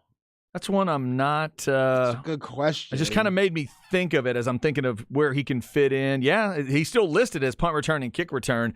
Do you think about Deuce Vaughn, in that role at all? Right now, obviously, you would see him listed as the 4th string running back. Can't wait to see how Mike McCarthy uses him. I said it earlier. it's hard to tell Cowboys fans to be patient, certainly when they feel like a window is available and maybe closing if they don't, catch their opportunities. But we just don't know what he's like as a play caller. And in this situation, a play caller without Aaron Rodgers. So what does it look like? And you're talking about Pollard, Davis, Jones, and Vaughn. The mixture of those guys is interesting, but each individual guy, the only one of those four, really the only of those four that I could think you might be able to hand the ball to a lot, I guess it might be Jones or Davis in the perfect situation, but we know Pollard can take on some workload. Yeah. We know Pollard can take on to me, it's 15 to 18 touches and then kind of see where you are, and they're going to mix up the rest. I hope Deuce Vaughn has a major impact with the Cowboys. He is a tough guy for defenses to find. We know that. But now you take this, hopefully, not that he needs to get in touch with him, but now that he is making this move, I would have extra conversations with Darren Sproles about, all right, now, it's not about the college version. Now let's go to the pro version. How did you survive? How did you thrive? What's the niche? And then just see if you can pattern yourself after whatever he will tell you, because that's the ultimate goal for somebody his size. Yeah, I agree. Chad, I've been thinking lately, you talk about Big Mike and how we don't know how he'll approach this upcoming season with the play calling, because he already said he wants to run the ball more. But motivation is something special. And I don't know if he said that to get in Dak Prescott's head, like, yo, bro, 17 interceptions last year, unacceptable. So I'm going to throw this out there just to say, we're going to run the football more. And Dak's over here like, I don't really want to do that. I might want to throw it. Maybe you're saying this because you're lacking confidence in me. So I'm going to go out and work. I'm going to go out here and bust my ass on film and do even more to set myself up for success when the season comes around.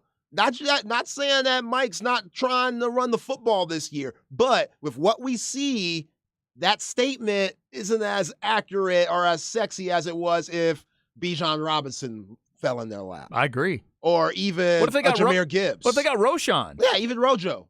Rojo's a bigger back, more well-rounded. He'd be the guy to me. He'd be a run the damn ball kind of a back. Yeah. With all due respect to what Deuce Vaughn is, that's not what I feel when you take Deuce Vaughn. It's a cool idea. It really is. And you got the family aspect we just talked about, but that does not speak to we're just going to run the damn ball. That's not who Deuce Vaughn is. Yeah, I think Big Mike was just pushing buttons. It makes me think that he's just pushing buttons, trying to give Dak Prescott extra motivation to come into the season as locked in, as focused as he's ever been. Because that window is closing. Yeah. Like, they better start winning now, because a lot of money's due to a lot of guys that are still on this rookie contract that Jerry and Steven and the organization is benefiting on. And that's not gonna, that ain't gonna last. Not being able to pay Micah Parsons, CeeDee Lamb, that ain't going to last. So you got to take advantage now and see what happens. So, I wouldn't be mad at Mike for pressing that button. It's like, yo, we going to run the ball. Because if you know Dak Prescott, if that would piss him off, because that would piss me off.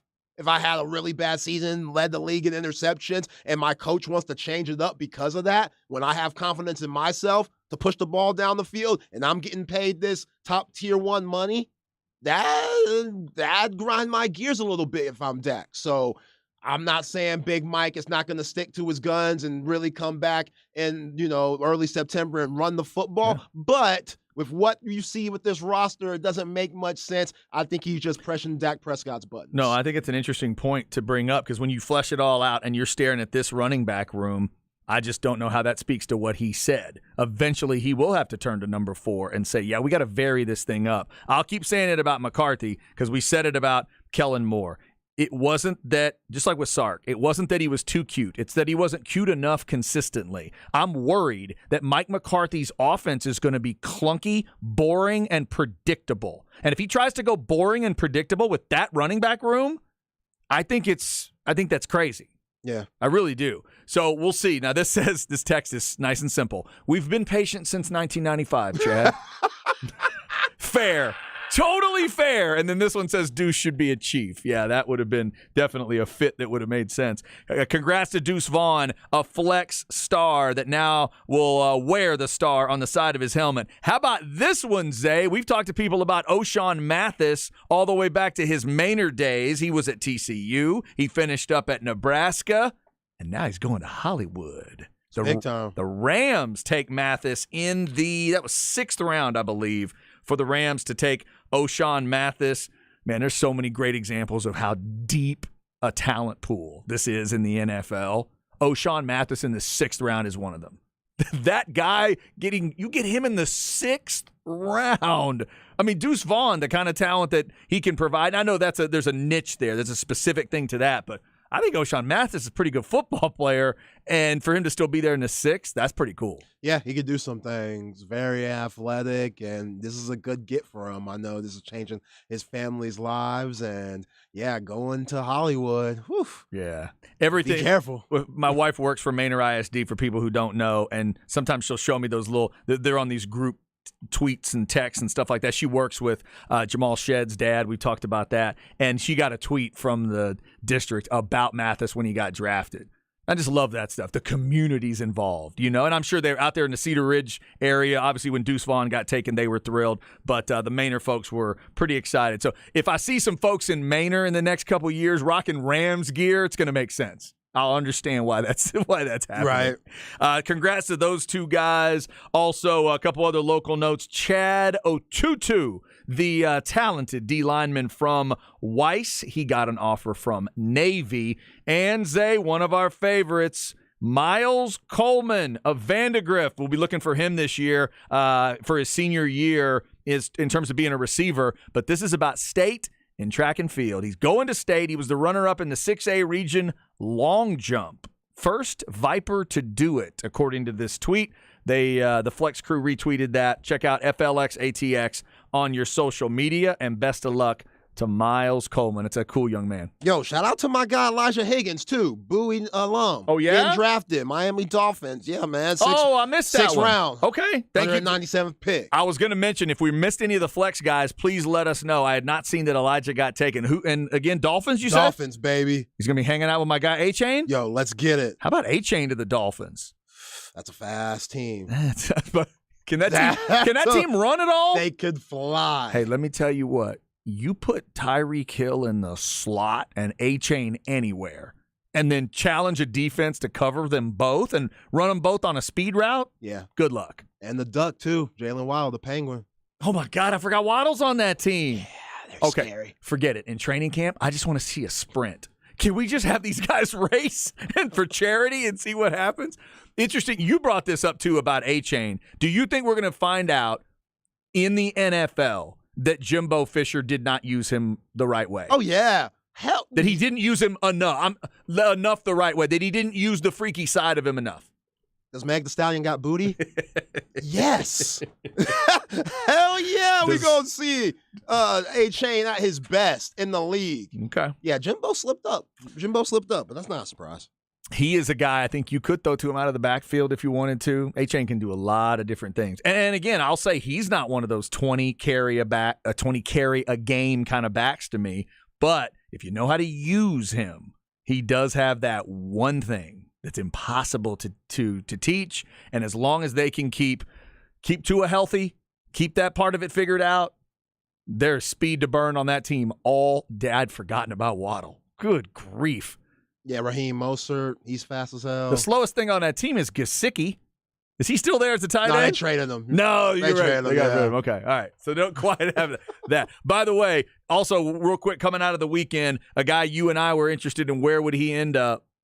I had to look my wife dead in the face and tell her she was getting Darnell Washington. Steal, 3rd round, right? 3rd round. What a steal. Zay. Yo, man. Look, I hope the guy the Cowboys took, what's his name? Schoonmaker. I hope Schoonmaker's good. He better be good. This dude better be Jason Witten. He better be great. It sounds like a shotgun I can buy. You know, my granddad gave me a Schoonmaker when I was 8. Best gun I ever owned. Yeah, I know what you're talking about. So I've been hopelessly a mark for Washington for a long time. You and I have both been talking about him a while. I thought that was awesome value in the third round to get him. And the Steelers have not exactly been, they don't always utilize a tight end, but my wife and my father-in-law and that side of the family, they crave for that Ben Roethlisberger, Heath Miller time.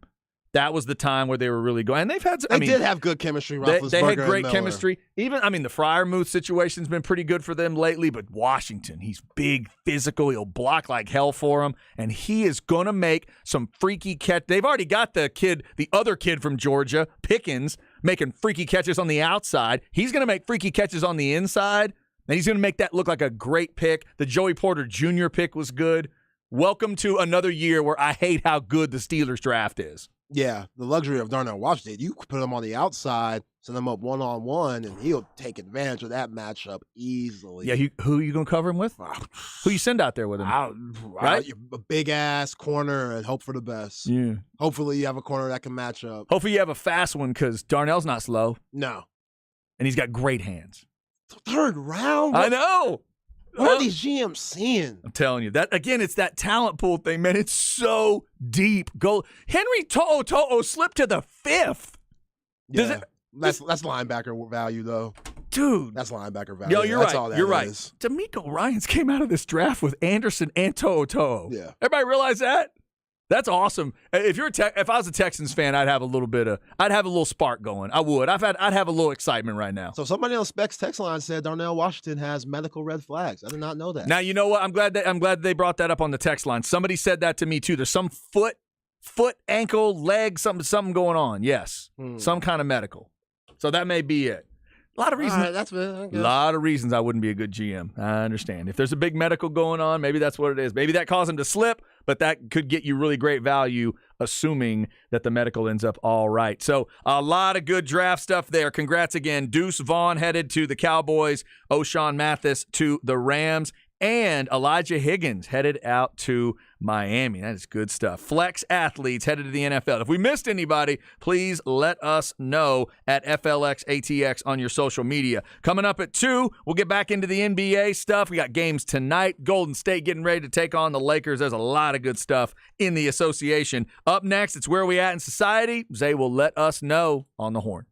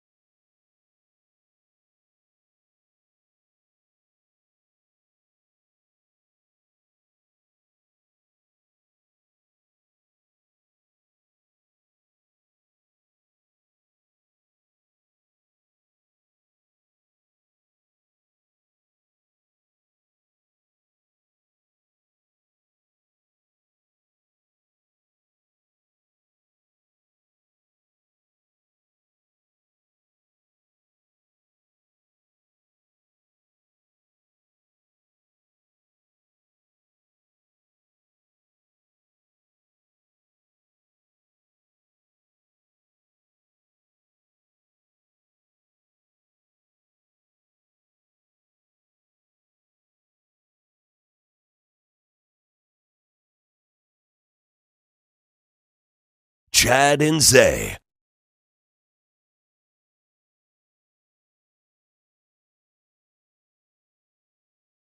Oh, this brings back some memories here. All right. So this would be Billy Joel and Pressure. Yep. So I'm the right age to where when I saw this video the first time, I didn't know the history of Billy Joel. So I just thought Billy Joel was a weirdo that made strange videos. I didn't understand the full history of it. He was in a room full of lights. Remember the Michael Jackson, Billie Jean video where the squares, he would step on the squares and they would light up? Yeah. Okay, imagine that, but it's the whole room. And they're all lit up at the same time. And he's just sitting in a chair, like, just flailing around the whole time. And every time he says pressure right there, the whole room just lights up. It's so bizarre. Billy Joel, The Police, ZZ Top, and Eric Clapton getting us started today. I'm still crossing my fingers that I get to see Billy Joel for the first time. It was supposed to be earlier this year. Somebody got sick in Stevie Nicks' band. Still didn't understand why they couldn't just have Billy Joel perform. That's a question for another day. But they moved it all the way to March of next year. So I'm hoping we still get to see Billy Joel. Then there's a lot of good tours out there. We talked about the Aerosmith tour that's been announced. Aerosmith and the Black Crowes going out to celebrate Aerosmith's last tour. And they are coming to Moody. They're hitting 3 Texas dates, all on weekdays. Go to hornfm.com for more info. I think we're going to have some win before you can buy situations. Listen to B&E tomorrow. I think they're going to have a path for you, maybe to get tickets if you need them. They go on sale on Friday. Zay's going to listen to Toys in the Attic this week in honor of that. And I'm listening to a Busta Rhymes record called The Coming. That's his first album, you said? Yeah, that's his first for Busta? album. Okay. Yeah, 1996. I'm excited about that. I hear Me that too. Hear the name all the time. Everything I've ever heard, I like. And Busta is Atlanta?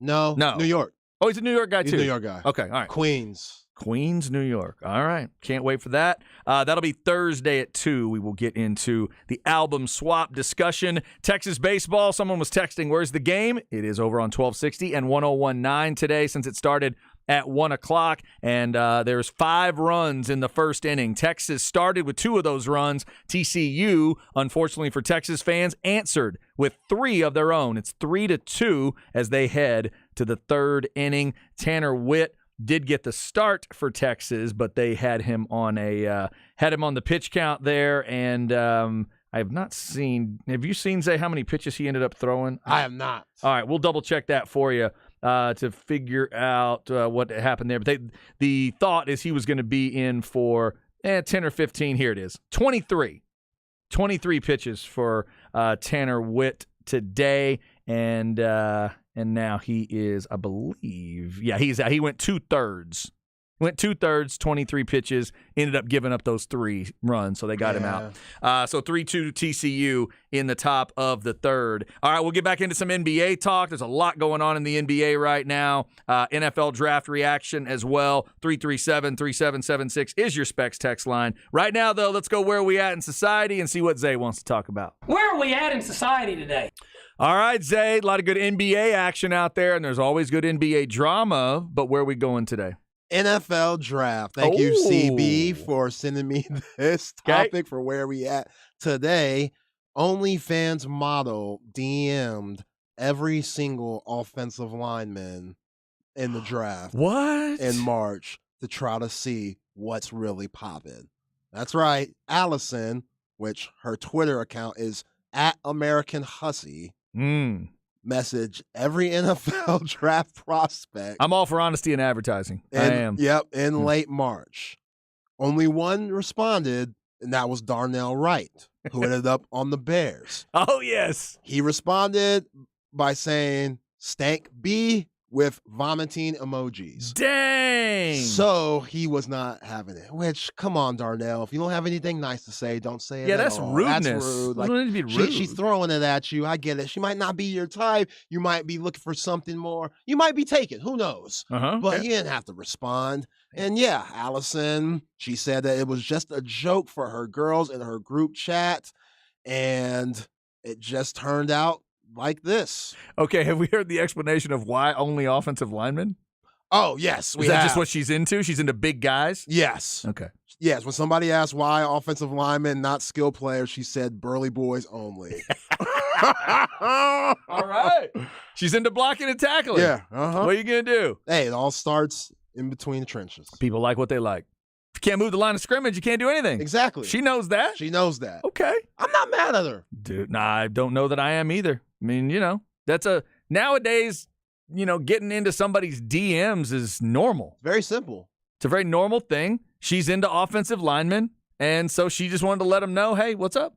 Yeah. See, now what's difficult is she doesn't post her face for, she might have a 9-to-5 and the OnlyFans. That gets in the way of some 9-to-5s that don't agree with what OnlyFans going on. So she's an OnlyFans and nobody ever sees her face? Yeah, that's an issue. Ew. That's an issue. All you seeing is the body, which ain't bad. She got her, she doing the thing. She definitely has a nice body. But the face goes a long way. You're talking about NFL prospects here. You can't have no butterface. No. You can't be hit with a bag of nickels. Like you know what I'm saying? She might be a lovely girl. I bet you she is. But if you're shooting your shot, you're basically catfishing at this point. Well, yeah, but at that point, if the offensive lineman is interested, now did she reach out to all of them as if to say she wanted to date them, or was she just letting them know the OnlyFans was there? Just hey. Okay. And then you go click on her profile and you see that she's an OnlyFans model. So she may be just trying to get followers, trying to get more subscribers. True. Followers is not the right word there. That's subscribers. Obviously, they're paying for that. And then at some point, I'm sure if someone asks her about what she looks like, she probably has a line for that. Like, you've seen my body, right? You won't be disappointed. I promise. Or she's got a clever way to let everybody know that, But you're right. She's probably just protecting the identity. Yeah, nothing wrong with protecting the identity. I salute her for that. But on the other side, you got to expect you're not going to get much feedback. We're in the catfishing era. That dude made millions off of that catfish show. I'm actually impressed only one guy responded. Right? I'd say well done, gentlemen. Yeah, well, we always hear about offensive linemen being the smartest ones on the field. So they probably know, this is a little sketchy. You know what they thought? As soon as they saw it, I bet the other 31 thought, oh, this is part of that S2 cognition test. I'm not falling for this. Delete. I know what they're doing. What if that was a part of the draft process? Like, think about how bad James Harden would have done in the draft process where they just took guys to strip clubs randomly to see what happens, try to get them drunk, try to have fun in different ways, to see how you really act outside the field. Now, I know they do that by just like asking questions and asking people that are close to them and going and talking to their 5th grade teacher and stuff like that. Like, they dig deep, all of these, pro organizations, NFL, MLB, NBA. But that'd be cold-blooded if they did that. Cold-blooded. Yes. Like, I'm taking anybody. We're going on vacation for about a week, Cancun, and just having women show up, knocking on the door randomly, the most beautiful women in the world, just to see what happens. And then those women reporting back, like, how were you treated? Were you treated with respect? Yeah. I think the word for that is entrapment. I think that's what they call that. I think it's called that'd be NFL entrapment. No, they get in trouble. Good on these offensive linemen for not react. They stayed focused. They stayed focused around draft time, except for one. And you know what? He was a little rude in his response. Yeah, that's foul. Darnell, that's cold. But at least he showed he wasn't focused on that. Wasn't trying to get a date. But then again, she wasn't necessarily trying to get a date. She was just saying, hey. I mean, you got to watch them gold diggers. You never know. Ooh, man. Yeah. Well, and also, in this case, she may not be gold digging for a boyfriend. Again, gold digging for subscribers, people that have money, that are willing to spend it to look at her. These are men who are about to travel a whole lot. They have a lot of money, and they might want to look at, naked things. Yeah. While they're traveling a lot. And it's safe. With their money. It's safe. Yeah. I don't think that's the silliest idea I've ever heard in terms of an OnlyFans idea. If it was just a joke with her friends, yeah, but okay. Why don't you send her friends might tell her now you should have sent more. Why'd you save it to 32?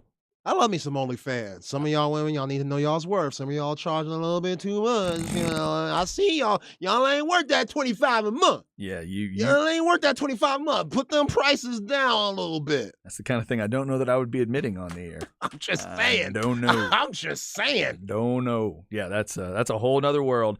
Whole nother world out there. Shout out to all of you OnlyFans folks, especially the ones that do have a normal 9-to-5 job and you got OnlyFans on the side and somehow you're keeping the identity like Batman or Wonder Woman or whatever. Good for you. Yo, if Wonder Woman had OnlyFans, Gal, whatever. Gal Gadot. Woo! Birthday Man. girl. Was it yesterday? 38 yesterday. Mm. She's unbelievable. I just commit a crime to see if she come save me. Dude. Whip my ass, whatever. Dude, I sat there and watched that second Wonder Woman movie. It was not fantastic. I'm going to tell you, I've never watched it again. I haven't watched it a second time. Her good looks got me through. It pulled me through, man. Like Wonder Woman 1984, whatever it was called. That was bad. Yeah. The first one was excellent. First one was really good. That first Wonder Woman movie. The 1984 one fell apart in a lot of ways. But she did not. Yeah. She's incredible. All right. We'll give her some love later in the show since it was her birthday yesterday. Up next, though, let's get into some NBA, talk about what's going on there. NFL draft reaction continues, including the Cowboys taking DeMarvion Overshown in the 3rd round. Of course, Bijan headed to Atlanta, and a local product, Deuce Vaughn. Cowboys picked him up in the 6th round. We've discussed all that and more. Stay with us. We'll get you an update on Texas baseball as well. This is The Horn.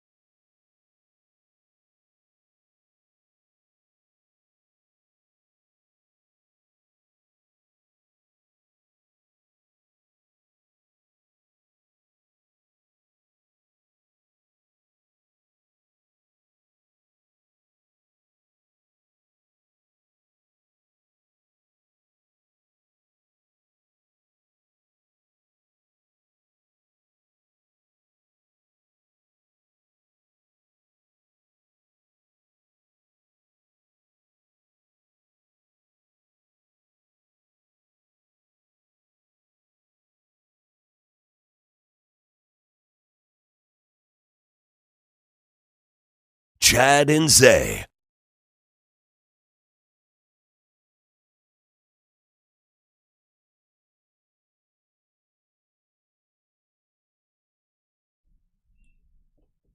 Hour number 3 on a Monday. I need this one to follow me into the grocery store. This is a great beat. I'm Chad Hastings. He is Isaiah Collier. He picks out a beat for us to start the third hour every show. What do you got, Zay? Well, first off, I love how you think you're that cool where this could be your intro music into the grocery store. No, I'm just saying I don't want it playing outside. I'm saying I wish I had it in my head when I'm doing normal, boring stuff because it would make me feel cooler. Like if I was picking out produce and, getting a gallon of milk with this in the back in my head, it would feel cooler. That's what I'm saying. All righty then. This is Click, Kanye West. All right. Jay-Z, Big Sean. Oh, okay. That's a good song. So a couple big names on this one. Yeah. So technically, Kanye beat. So a Kanye beat. Yeah. Is this a beat from, would it be on a Kanye album? Yeah. I want to say it was one of those good music albums, Kanye's label, which I don't think anybody's on since he went AWOL. So it's an older song, but is Kanye just newish. Gone right now? What are we doing with Kanye? He has a new wife. Does he? I don't know. Yeah. It's okay. So he's over Kim, I guess. Okay. Have you seen her? Have you heard from her? Yeah, I've seen her. She looked good. More or less complex than Kim? Less. Okay. I would hope. Yeah. But I want to say she was his assistant or something one point in time. Whew. So that's kind of sketchy. If I'm Kim, I'm like, okay. It's quite a love story. Yeah, it's your assistant. I've seen this girl around when we were together. Now y'all just married. So I don't know. I hope Kanye's doing better than what he was. And yeah, they're raising kids together. All right. Fair enough. The Kanye beat gets us started this hour. Also, the Texas baseball team finishing up in Fort Worth. Good news if you're a Texas fan. You've already won the series. You're just trying to find a sweep here. Extra good news is Tanner Witt got to go today, get the start, work him back into things coming off of that injury. It did not go super well for Tanner today, but it was all about just getting him back out there. He threw 23 pitches. He did give up 3 hits. He threw, my bad, 2 hits. He gave up 3 earned runs, including an RBI double that was a big hit in that first inning. It is 3-2 TCU. Gilmet hit a 2-run bomb for Texas in the first inning. So everything's been in the first inning in terms of scoring so far. If you want to hear it, it's over on 1260 and 101.9. They are into the 4th inning. Actually, they're bottom 3 now with TCU still batting. Bottom 3, 3-2. TCU. We've hit NFL draft, Cowboys drafting a few names people know, and of course Deuce Vaughn, a local name people know, DeMarvion Overshown, obviously a name people know as well. We've talked about those picks. Some other things, the tight end Luke Schoonmaker in the 2nd round, that's got to be a big pick for the Cowboys, and obviously Mozzie Smith needs to be a badass stopping the run in the middle of that defensive line. Also, plenty of discussion today around the NBA. Tonight's games, we're going to get that Philly-Boston series started. Also, we're going to get Phoenix-Denver Game 2. Zay, I won't go anywhere specific. We've hit a little bit of it today. Any particular thing you want to get into with the NBA here that maybe we haven't gotten to, or something that you wanted to add to from earlier? Yeah, let's start with the games over the weekend. That Knicks game before we preview what's going down tonight. Okay. But the Knicks Heat game, it was interesting. Without Julius Randle, the Knicks were playing great basketball. And then all of a sudden that third quarter hit and Miami ended up going on a really big run. And Gabe Vincent, he's going to have to continue to be huge for Miami to have success. Especially he's been good. Oh, he's been good. Just such a knockdown shooter, getting into the paint, making things happen. Him and Bam Adebayo, they got good chemistry off pick and roll at times, and it allows Jimmy Butler to be, kind of play off the ball, which he'll have to do more of that with that rolled ankle that he suffered late in that fourth quarter. He stayed in the game, but he didn't look good. Plus, there's adrenaline that you have to keep playing on. So who knows what happened when he sat down and swelled up on him. He's probably been icing that thing. He probably didn't go through practice today or yesterday. Probably went through, today. Probably just going through a straight walkthrough and trying to keep him off that foot. But you saw Eric Spoelstra. He dropped a smooth F-bomb when he saw Jimmy Butler go down. Yes, he did. And it's not like Julius Randle going down. Even though the Knicks do need him, the Heat can't afford to have Jimmy Butler go down. We saw him average 37 points a game in that first round. They need all of him because not just the scoring aspect, his toughness, his leadership. He's bringing all of that to Miami, and he's given them hope. A team that's an 8th seed that just squeezed their way in on a play-in situation. Like, they got blown out by Atlanta, the Hawks, and then they somehow just found a way to win that play-in game to squeak their way into the 8th seed. Now they're in the second round. So, yeah, they're going to need Jimmy Butler. He was still big in that game yesterday, and if he's going to be hurt, who knows? I've been hearing doubtful for game 2 tomorrow, so that sucks. Jalen Brunson went 0 for 7 from 3. He had about 5 turnovers. He said he has to be better, and he will. And I think New York, they could probably get the dub tomorrow, especially if Jimmy Butler doesn't play. Phoenix, Denver.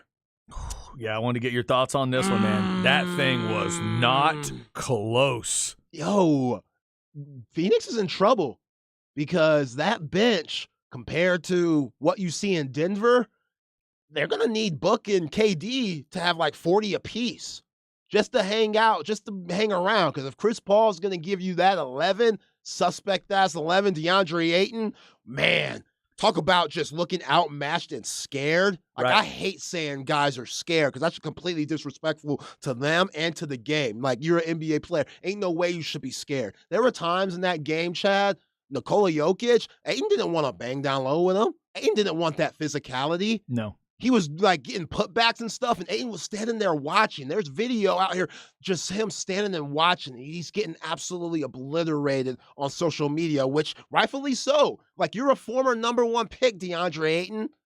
Jokic was picked like high in the second round. And he's a 2-time MVP. Yes, he's better, but they need you. He's so comfortable with contact, and Ayton is so not. He's not. He doesn't like it at all. No, especially the contact that Jokic gives you. He's going to back you down all the way to the paint, and he's going to embarrass you. Yeah. That's what he's going to do, and that's what he did. Man, it looked like an easy 24 and 19 for Joker. Then Jamal Murray, you got to worry about him when, he's so mad that people keep calling him Bubble Murray. Y'all need to quit calling him that. Yeah. He's clearly pissed about that. Like, no, I haven't been healthy. Y'all saw me healthy in the bubble. I haven't been healthy these last 2 years. The bubble was 2020. Yeah. 2 Yeah, years, he's been out. Now he's healthy. He's been Jamal Murray. He's cold. He's so good. We need to get this bubble narrative out the way. You know who won the championship in the bubble? The Lakers. They had Anthony Davis and LeBron James. What? And they were damn good. They were good. LeBron James, one of the greatest players ever. Anthony Davis, when he's healthy, one of the best two-way players ever. You know who they beat? They beat Jimmy Butler. Yeah. And the Heat. Jimmy Butler, look what he's doing. The rules are the same when it's quiet, right? Aren't the rules of the game the same? Jordan fans put that bubble narrative out there because they want to discredit LeBron James and a ring. Come on. So if you love Jordan, then you think of the bubble as a joke. Oh, he didn't play on the road. There weren't fans. Blah blah blah. And if LeBron didn't win it, then we would look at the bubble as just another regular NBA Finals in season. But LeBron won it, so the goalpost moves, or should I say, the basketball rim moves. Let's be real. If Miami had won that series, they wouldn't give Jimmy Butler enough credit. You know that's true. You know it. They wouldn't give him credit for beating LeBron and Anthony Davis in the bubble. They would, man. They'd make Jimmy Butler would be right there with Jordan. That's what people would say. I would hope they would, but I feel like somebody would still find a way. Nowadays, you'd still find a way to criticize. But Denver was so impressive. Man, they are just a quiet monster right now. So much attention on Steph. LeBron, Milwaukee's out, all those other stories. Boy, what's going on with Boston? The Knicks are playing really well, and quiet as it's kept, that Denver team that ripped on themselves along the way, criticized themselves, they just kept going. They kept rolling, and I'm with you, Zay. After watching Game 1, we've seen series change after a Game 1, but this looks tough. Phoenix, I've talked about it. You can see them play a certain way, and they'll still lose. Or excuse me, they've won games in these playoffs already where they play their ass off and win by 6. Yeah, because they don't want to play defense. They don't match up that well usually, and Denver is making it looking like that plus bad matchups, plus Jokic and the stuff you're talking about. This is going to be rough. Phoenix has some coaching to do, and you were talking about Durant and Booker needing to give you 40. Do you need to get them both at 48 minutes as well? Can you rest them at all? I wouldn't. Not much. They're at 30. What are they at? 40 and 36, something like that? I wouldn't rest them much. You can't. You got to see if those guys can go, especially Booker. Durant, maybe it's different because he's had the injuries, in the past. But, man, those guys have to go long haul. Yeah, and we forget, too, like LeBron and Chris Paul are the same age. They're both 38 years old. Just LeBron came in 2 years earlier because he came out of high school, so he has 20 years in the league, and Chris Paul has 18. We don't think about it that way. Chris Paul's old as muck. That's He's a good point. old as hell, and they can't hide him anymore. For one, Chris Paul, you wouldn't have to worry about him because he's been an elite defender majority of his career. Now he's lost 2 or 3 steps. They can't hide him. So when they put Bruce Brown in, who got them a solid 14 points, had 2 really nasty dunks in that big run, he can't match up with Murray. Then you got Joker. Like the 2 best players for the Nuggets, Durant and Book, don't guard those guys. They can't guard those guys. Jamal Murray or Jokic, they just can't. It will mess up the whole dynamic, and they'd really get dominated because Book and KD, they wouldn't have any energy to perform on the offensive end. That's what you see all playoffs. You never see like matchups on one another. You always see the stars get hidden on the defensive end. So you're saying Durant's not going to ever cover Murray? No. Okay. He'll cover him at times, maybe switches, but he won't just straight up check him. Neither will Book. That's why they started a Corgi, and a Corgi got absolutely eaten alive. So when you put Bruce Brown in, Michael Porter Jr. was just going to post up Chris Paul. Aaron Gordon, he's just going to post up Chris Paul. Then you have to overhelp, which leaves hockey assist, which leaves guys open like Kentavious Caldwell-Pope, Bruce Brown. How about the game he had? He hit some big shots. Woo, he hit some big shots. moments. And Jamal Murray, leaving those guys open. You can't do that. So, and Jamal Murray's 6'5". So defensively, he can hold his own. Well, Chris Paul, 6 foot at best. Again, lost 3 or 4 steps. 38 years old. Chris Paul is going to really struggle in this series. And if the Suns have any chance of winning, they're going to need the Hall of Fame Chris Paul to have spurts. Just that they don't need it the whole time. They just need spurts. They need DeAndre Ayton. He needs to play well every game. I'm not saying Shaq numbers, 35 and 15, but just make life difficult for Joker. Get 20 and 10 because you're going to be open. Same with Chris Paul. You're going to be open too. You got to knock down shots and see what happens. But Kevin Durant and Book, they can't let up. They're going to have to keep scoring. They're going to have to keep on being aggressive. And they're probably going to have to play 40-plus minutes in every game just to have a chance. That's rough, man. You're just looking at the way what they'll have to do to stay with them. You're going to need, again, those 2 guys have to be badass. Like we said, Mets play them a ton. They're going to need a third badass in every game. If Denver is going to give you Jokic with 24 and 19, 34 for Murray, and 23 from Gordon, if they're going to give you that kind of performance against a team in Phoenix we know does not want to D up, does not want to defend, Phoenix is just going to have to play their ass off, and they're going to have to get to maybe 130 to win a couple of these games. Is that where they're going to have to live? I mean, maybe. As the Nuggets, they're just so hard to guard. Like Yeah, Murray and Joker, their 2-man game where they're just passing the ball to each other and then doing dribble loops and different screens. And then when Murray sets that inverted pick and roll for him, that's just a different dynamic that Ayton, he's not used to it. He's not used to it. And for a 7-game series, I'm telling you, Chad, he looks scared. He looks scared. I really hate saying that about NBA players because ain't no way that should come out of my mouth. He looked flat out timid from Nikola Jokic, a 2-time MVP. Did it look more in this series? Did it look more like fear than confusion, or was it both? You think he's confused as to kind of what it is? Well, the effort. Like, there shouldn't be videos out there where Nikola Jokic is tipping the ball around like 3 or 4 different chances, and you're standing on the baseline watching. Yeah, right. That's unexcusable. Like, what? Yeah, Come on, bro. You got to have more backbone than that. You got to have more pride than that. And I know that clip came up in the film room, and Book and KD and Chris Paul are probably like, yo, dog, you serious? Yeah, we need you. Yeah. We need you down there. Yo, Chris Paul will cuss you out. And he hasn't done much cussing out lately because he hasn't been good himself. But in those film sessions, somebody need to let him know, we're going to need you because it's us 4, that big 4, Chris Paul, DeAndre Ayton, KD, and Devin Book. And that's it. Yeah, Everybody else, they're praying for Landry Shamet. They're praying that he has maybe a 5-3 game or something, or a Okoro. Maybe he could hit some threes. Same with Tony Craig. They're praying for that. And I don't know if those guys will be able to give it to him. Yeah, 58 combined between Joker and Murray, and boy, they are playing really well right now. That series cranks up again tonight in Denver. It's the 9 o'clock on TNT. Philly and Boston get started on TNT at 6:30. Zay, correct me if I'm wrong. Joel Embiid definitely out tonight to start the series? I don't know about definitely, but it seems like he's doubtful. Calling him doubtful? Yeah. And then I'm hearing, I didn't like hearing it, but I heard Doris Burke say yesterday she's hearing maybe it's even 2 games he's going to have to sit. I hope that's not true. I mean, he's always dealt with injury problems, so we know somebody that big dealing with leg injuries.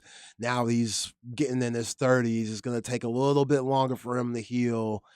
And, yeah, it's unfortunate because James Harden coming from Vegas, I have no confidence in him. I wish I did, but him being in Vegas. You don't think he was watching film? You don't think he was crushing on film in Vegas? Watching Will Smith film. Yeah, How to slap folks. Exactly. Yeah, that's an interesting series tonight. We'll see if Boston can get off to a good start. They are the home team to start that because Boston is the 3 seed in the 2 East. seed. They're the 2, okay. So they get the home court there. That's at 6:30. Then 9 o'clock is Phoenix and Denver. We're down to 2 series on each side. Going to be a lot of fun to check it out, especially when you got the Lakers Golden State series. We talked about it earlier for all those marbles and legacy. If LeBron can get a 5th title or if Steph can get a 5th title, it'd be amazing. Did you hear that stat about Steve Kerr with Golden State in terms of number of series won? Stupid. They're undefeated in Western Conference playoff series with him as the head coach. The only losses he has are in the finals. They've won 19 in a row when he's the coach. That's stupid, man. Yeah, it's a joke. And now the Lakers have won 33 series in a row as a franchise when they win game 1, I believe is the stat that continued there. And LeBron's got all kinds of stats that are continuing around him. But we'll see that series crank up tomorrow night. Good stuff in the NBA right now. Steph Curry, one of the greatest we've ever seen. I know I hear people talking about being the greatest point guard of all time, and it's so hard to look at these guys and call them point guards with how the game's looked at. Like Steph Curry, I think he's a shooting guard in a point guard's body. If you want to say he's one of the best point guards of all time, cool. I'm with that. I'm not going to disagree. He scores too damn much for me to call him a point That's what guard, I'm saying. Right? He scores too much. But then you look at who would be number 1. Magic Johnson. The dude's 6'9". Yeah, right. So is he a point? Because let's say that's LeBron. LeBron has more assists than Magic. Right. Yo, LeBron can absolutely give you that point guard you know vibe what I'm sometimes. saying? Like, there's so many different ways to look at it. I think people get stuck with Magic because him and Bird saved the league. Like, literally in the 80s, saved the association. Who knows what would have happened if Bird and Magic didn't come along. So it's hard to get that out of your head as like, man, ain't no way anybody could be better than Magic. But if Steph gets 5... woo! How about this? I haven't heard this discussion yet. We all know that, Michael, Magic, Larry, they would all be living in that 6'6" or taller world, correct? Mm-hmm. How about 6'5" or shorter? All-time greats. Where's Steph Curry? Number 1. I would agree with that. Mount Rushmore of 6'5" and under guys. He's got to be there, right? Yeah. And he's the way he scores, how productive he is to have 4 titles and trying to work on another one at 6'2".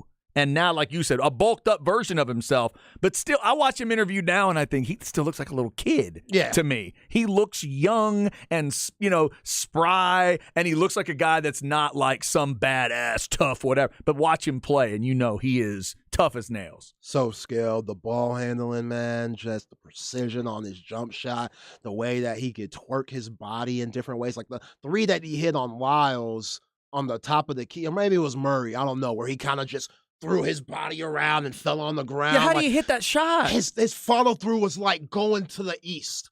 Like his follow-through was like going the other way. It's amazing. It doesn't make any sense. Yeah. But it goes in. It does. It's the one. Well, there's 2 in the lane. When you talk about the way he dribbled around for what seemed like 5 minutes, and he ended up with that little scoop, little push shot, little float push. Uh-huh. That was great. But the one where he drives the lane, cuts up through the right side, and literally falls late gets it up, and he's face down on the floor when the ball goes in. And Draymond walks over there and like, hey, man, you good? I mean, it was crazy. Yeah, that's why I tell people, like, if you have kids and stuff, don't try to modern and they trying to get into basketball and they want to become good shooters. Don't modern your shot after Steph Curry. No. That's like telling somebody, yo, let's go watch Patrick Mahomes film, act like him. Yeah. It doesn't make sense. You can't do it. Yeah. You're not that. He's freaky, man. Follow somebody that's very basic and see what you can do with that. Like, I'd rather say, you know what, go follow Klay Thompson. Watch Klay Thompson. If you want to become a shooter, watch Klay Thompson because that's more realistic. A little more fair. Yeah. Steph, there's nothing realistic about that. By the way, my favorite celebration in that game for Steph, because they'd already started to put the run on him, I like the hit the bucket and then do like the superhero fists on the hips pose and just stare back. I can't remember who it was. He was staring at. I can't remember who would have been. It was either Fox or Monk or somebody. And he's just standing there. He's so disrespectful. God, he is. But it's kind of badass. Oh, it's great. I enjoy the villainy of the Warriors when they get going like this. All right, a lot of NBA out there, obviously. Up next, we'll get you more of why today matters. Some craziness around the NFL draft that's not just about draft picks. We'll get you that. Don't move. It's the Horn.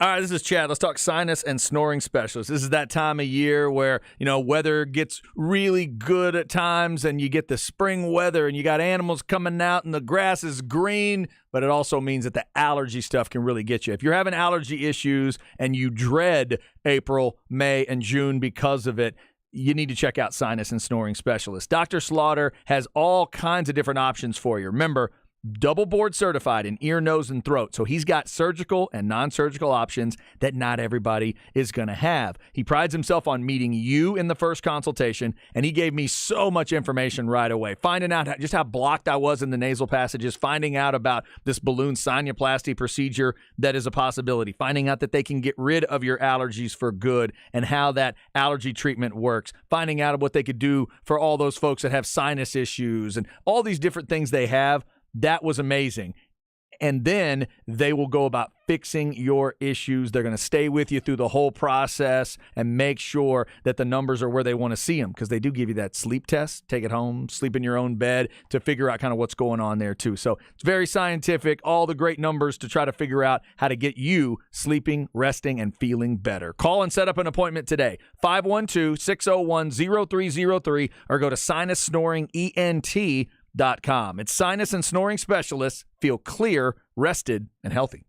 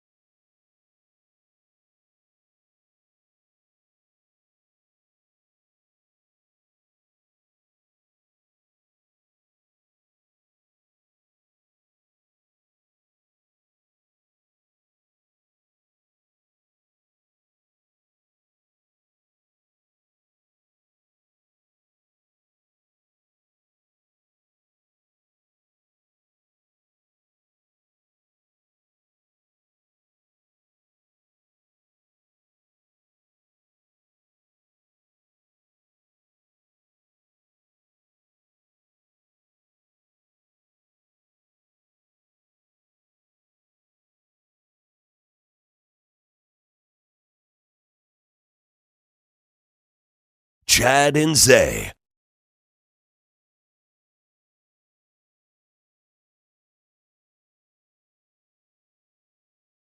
All right, we are rolling through a Monday.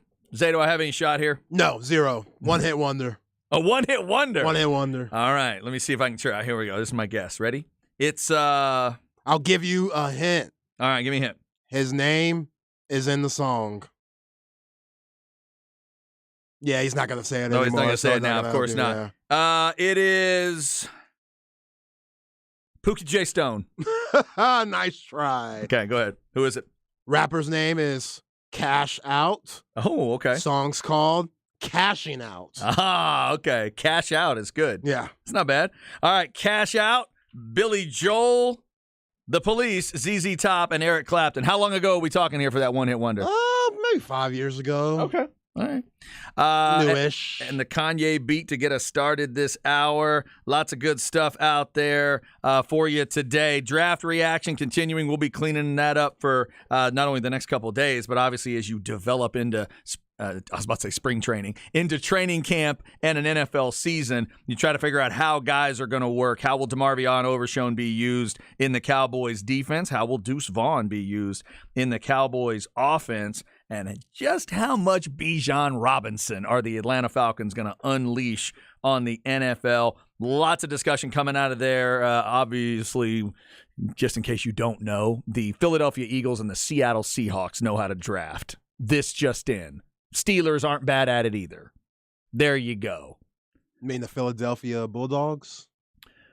Bull Eagles? I'm just so sick of watching it. I mean, my wife all weekend's reading me stuff like, hey, listen to this. It says they've got every championship offensive player from Alabama's title team and every championship defensive player from Georgia's. Yeah. The fact that they got Ringo, like, that's just. Oh, yeah. That's just a good get. Now you're spitting in my food. That's what you're doing now. He's underrated to me. It's still bad enough that full slate of things that had to happen for them to get Nolan Smith happened, but then Ringo. Yeah, and you wondered what they were going to do for the running back position. Well, they make a trade and get DeAndre Swift from Detroit.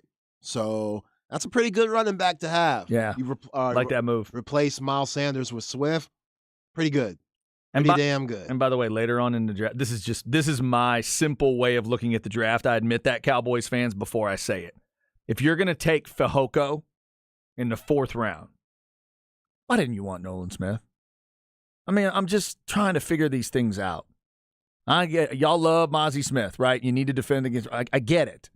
You got that freaky and edgy guy staring at you. That freaky. And you got Dan Quinn. You don't think Dan Quinn could do something with Nolan Smith? Too many? Oh, my God. Is that what they're thinking? That would have just been too many? I don't know who I'm more upset at for not taking Smith. There's a list of teams. The Cowboys are on it. The Bucs are on it. The Saints are on it. There's all kinds of teams where I'm like, you did that instead of taking Nolan Smith. Okay. Yeah, maybe he might have medical concerns because must. he was out Yeah. all part of last season, didn't play in the semifinal or national championship game. So that must have been it. There must have been some type of medical concern that threw a lot of teams off for him to go where he went. Because, yeah, I think he's a top 15 pick. Yeah, I do too. All right, so we've been talking draft and stuff. Let's get into why today matters, and we'll talk about the other Georgia player people are talking about today.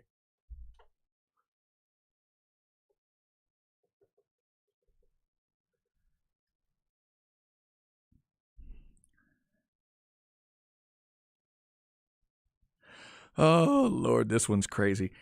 So, why today might matter for a young man named Jamal Jarrett. He's a 4-star defensive lineman. He's in the class of 23, and he is, I think, still today, he would be considered a Georgia Bulldog. But he decided, Zay, that he was going to be watching the game. It looks like he's watching it from the facility at Georgia. Big G right under the TV, and it's a giant television. And he decides he's going to stream the entire first round, live stream his reaction. And one of the reasons, I think, is that maybe he already has developed a relationship of some sort, not only with Georgia, but with Jalen Carter. He likes Jalen Carter. He knows Jalen Carter. He wants Jalen Carter to get drafted early. So it comes to the 8th pick in the draft. And here comes a couple stories crashing together. Remember how I criticized Goodell for going to the Make-A-Wish kid at pick 8? Because it's too early and it's too important a pick and you just need to keep things moving. Well, interestingly enough, the Make-A-Wish kid gets up there to deliver the pick. The Make-A-Wish kid, if all of you don't recall, is of Asian descent. I do not know exactly where he's from. I do not know his particular situation, but I believe that is a safe way to explain that. He starts to give the pick, and this guy, Jarrett, starts to say Jalen Carter's name. Jalen Carter, let's go, Jalen Carter, Jalen Carter. And then he says, come on, and I believe he referred to him as you Asian. Oh, no. And then he went Shaq on Yao Ming and made some noises. One of them ended in an ing and one of them ended in an ong. Okay? I think that's how I can say that without me getting fired. It is as clear as a bell. You cannot miss it. And as long as you can verify it's him, that is what he did. Oh, my goodness. So now, Zay, I'll go to the reasonable question in 2023. Because we just love to get rid of people and throw people away for no reason. Is there any possible way that this guy can still play football at Georgia and everybody can move on? Yeah. Or not? Yeah, absolutely. Okay. There's definitely a way. He needs to learn. He needs to learn why that's offensive. Right. And can we have some education? He is in college. That's it. But he's not, though. That's the thing. He's not in college yet. He's really young. He's on a trip. He's an early enrollee at Georgia. Okay. Yeah, he's a freshman. Okay, so he should be in high school still. Yeah, he should be. So he maybe have already started a couple classes. Yeah. Right? Just immature. It was an immature moment, bad moment.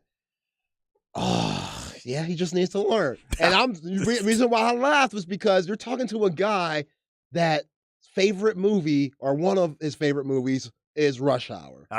With Jackie Chan and Chris Tucker. There's no racial references in those movies. I don't know what you're talking about. Zero. What do you mean? It's so clean. What are you saying? Yo, Rush Hour 1 and 2, how Jackie Chan and Chris Tucker were going at one another. Ain't no way you can make that again. It's probably why they haven't even tried to make 4. Because they know in 2023, probably going to offend a few people. Not me, because I could definitely tell the difference, just like I could with this young man. Right. But, young man, you got to understand. You can't talk like this. It's offensive. Very offensive. I know you were trying to be funny. I laughed, but I laughed at your stupidity. Right. That you thought that this was okay. Yeah. And I hope he learns, and he will learn. See, and Uncle Chad just has this particular thought. Maybe think of the things in your life that you don't put on the Instagram live stream. Do you have to stream all of it? You think people care that much? You know how long that lasted? Our coverage of the first round lasted for 5 hours. Was my man really holding his phone up for 5 hours? Nah. Please don't tell me you went that far into it, Mr. Jarrett. Because I can't edit you that way. That's what I tell him if I'm Kirby Smart. Dude, if you're about to post something, we might be able to get to it for the... If you're going to live stream everything, well, then you got to be way better than that. You're on your own. You got to be way better than that. You can't go pointing out in a derogatory way. You cannot go pointing out the race of the Make-A-Wish kid on the pick. It's bad enough we got this sports talk radio guy in Austin saying he shouldn't have even been out there because Roger Goodell should have been doing it. That's bad enough. But now you're going to get on him live where we can't fix it. Now it's just out there. So what do you do? Does he get punished for it?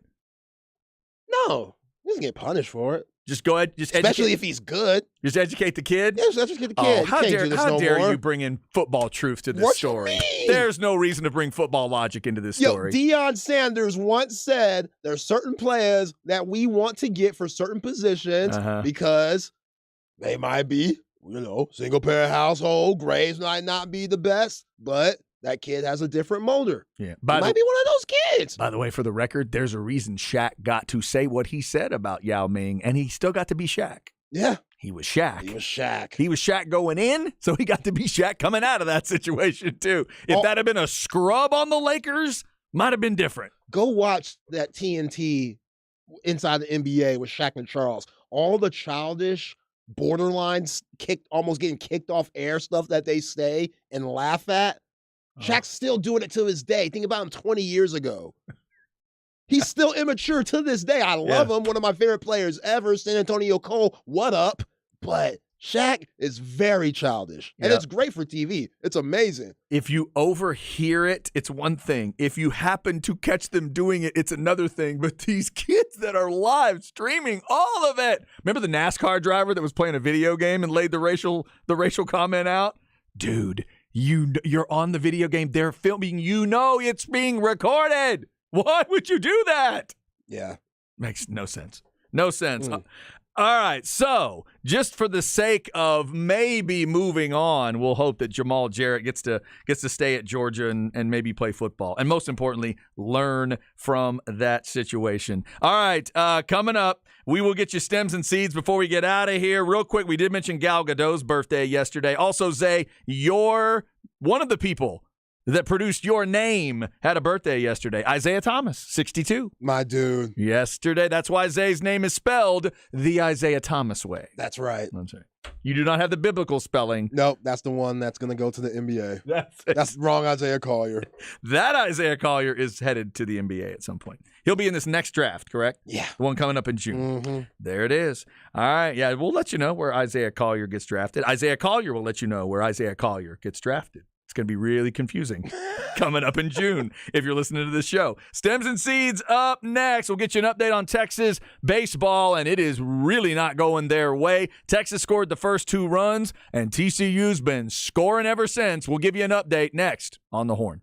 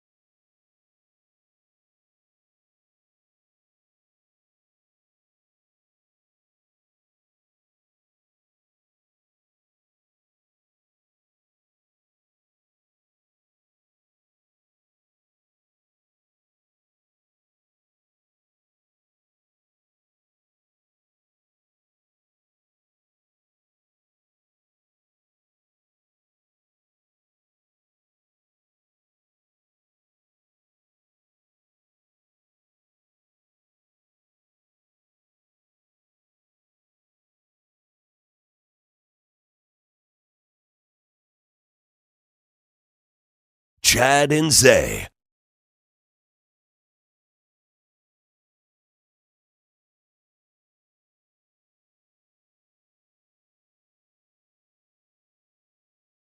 I like that scream there at the beginning. All right, just about done on a Monday. What we got, Zay? What? Any chance I can get this? No, zero. Nah, I don't recognize it now. Fetty Wap. Whoa. Fetty Wap? Fetty Wap, My Way. Yeah, Fetty Wap had a little run. Okay. I don't know how long it was. It was maybe 5 to 10 years ago. He had a nice little run. He has like one eye. Very unique fella. Really? Yeah. Like literally? Yeah. Oh, Like God. literally one eye. How'd he lose an eye? I don't know. Oh, God. But Okay. yeah, it looks off, and Interesting. this is one of his hits, My Way with Drake. Fetty Wap. Now, this isn't a cousin of the WAP that Megan and what's her name sing about, is it? No. No. Way different Wap. Different kind. Okay. Yeah, way different kind. Fetty Wap, Cash Out, Billy Joel, The Police, ZZ Top, and Eric Clapton on the show today. Nice Kanye beat to start this hour. Zay and I have determined today that Zay's going to be listening to Aerosmith this week, and I'm going to be listening to Busta Rhymes when we get to our album swap. I figured since Aerosmith did announce they're going on tour, that for the last time that we should give them a little love this week. So we'll do that. Tickets go on sale Friday. Check out hornfm.com. I think we're going to have a chance for you to maybe win before you can buy, and listen to Bucky and Aaron in the morning and the shows tomorrow. I think we're going to have an opportunity for you to maybe get those tickets. If you have never seen Aerosmith live, you are the specific people that need to go check it out. If you haven't witnessed the Steven Tyler frontman thing live, you got to go see it. The stage presence is just silly. I've never been disappointed seeing Aerosmith. All right, coming up, we've got Ball Don't Lie with the fellas. They will get you their regular show. Soccer Matters tonight at 7, as Glenn Davis does that every Monday at 7. Remember, if you're an Instant Serious fan, that show has moved to Thursday nights now. Thursday nights at 8 is when we get you in Sin Serious. So if you haven't checked that change, we'll get that out to you. We've been talking a lot of different stuff today. Let's get you stems and seeds. We'll start with an update on Texas baseball. Ooh, it is not going well for Texas. Here we go. No stress, no seeds, no stems, no sticks. Brought to you by AV Consultations, 255-8678, or go to avconsultations.com. Good news, Texas fans. You scored the first 2 runs of the game, and Tanner Witt got to pitch. He started the game, pitched, got 23 pitches, and then they got him out of there. The bad news is everything else, because TCU has now scored 13 unanswered runs on 16 hits. They put up 3 in the first, 3 in the third, and now 7 in the fourth. Jeez. That's run rule type stuff right there. Somebody must have made those Horned Frogs mad by winning the first 2 games. Longhorns have given up a lot, and this thing is still far from over. They are not even halfway done with this game. And if I'm not mistaken, I don't think when you get in conference games, there is a run rule. I don't think it happens. I don't think. You just got to take that ass with you. I think you do. 13-2, TCU, top of the 5th, and the guys will keep you updated on that if you want to listen to it. And if you're a Texas fan, God love you if you want to listen at this point. 1260 and 1019 is where that game is going to be. Yeah, I'm not going to lie. I asked you, what we doing on today? Texas baseball game, why we on instead of that? Now I know why. Now I know why. I understand. It would have been brutal for us to have the day off and them to put on this performance that they putting on. Makes sense. Life works in mysterious ways. Yeah, that would have been rough. All right, so give me a thought tonight, Zay. Game 1, Philly, Boston. Because of the Embiid thing, do you lean Celtics? Yeah, definitely Celtics. James Harden, he's not locked in. He's worried about them strippers in Vegas. And you got to win this game if you're Boston. You're at home to start with, so you need to establish that. But without Embiid, you got to do everything you can until he comes back. Yeah, you're without Embiid for Philly, and you've had a week off. Now, for rest's sake, for people like Embiid and James Harden, guys in their 30s, cool, that's all right. But for your chemistry's sake, that's going to be tough. Coming, not having to play for a week and then just playing intense playoff basketball. I think they're going to start off a little sloppy. Yeah, and again, it's not even just a joke to point out that James Harden story. You cannot be as focused as you can be if you've been hanging in Vegas for a week. Or slapping for part people. of a week. There's one thing to And hanging. slapping people in the face. Stay low key.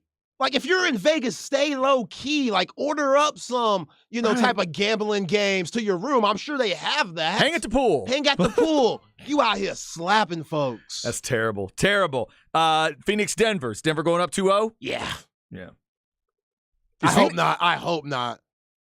I hope not, too. Could Phoenix get swept here? They can definitely get swept here. Yeah. Yeah, that's a concern. They're going to have to. What's my man's name? Is that Monty Williams, the head coach of Phoenix? Monte, yeah.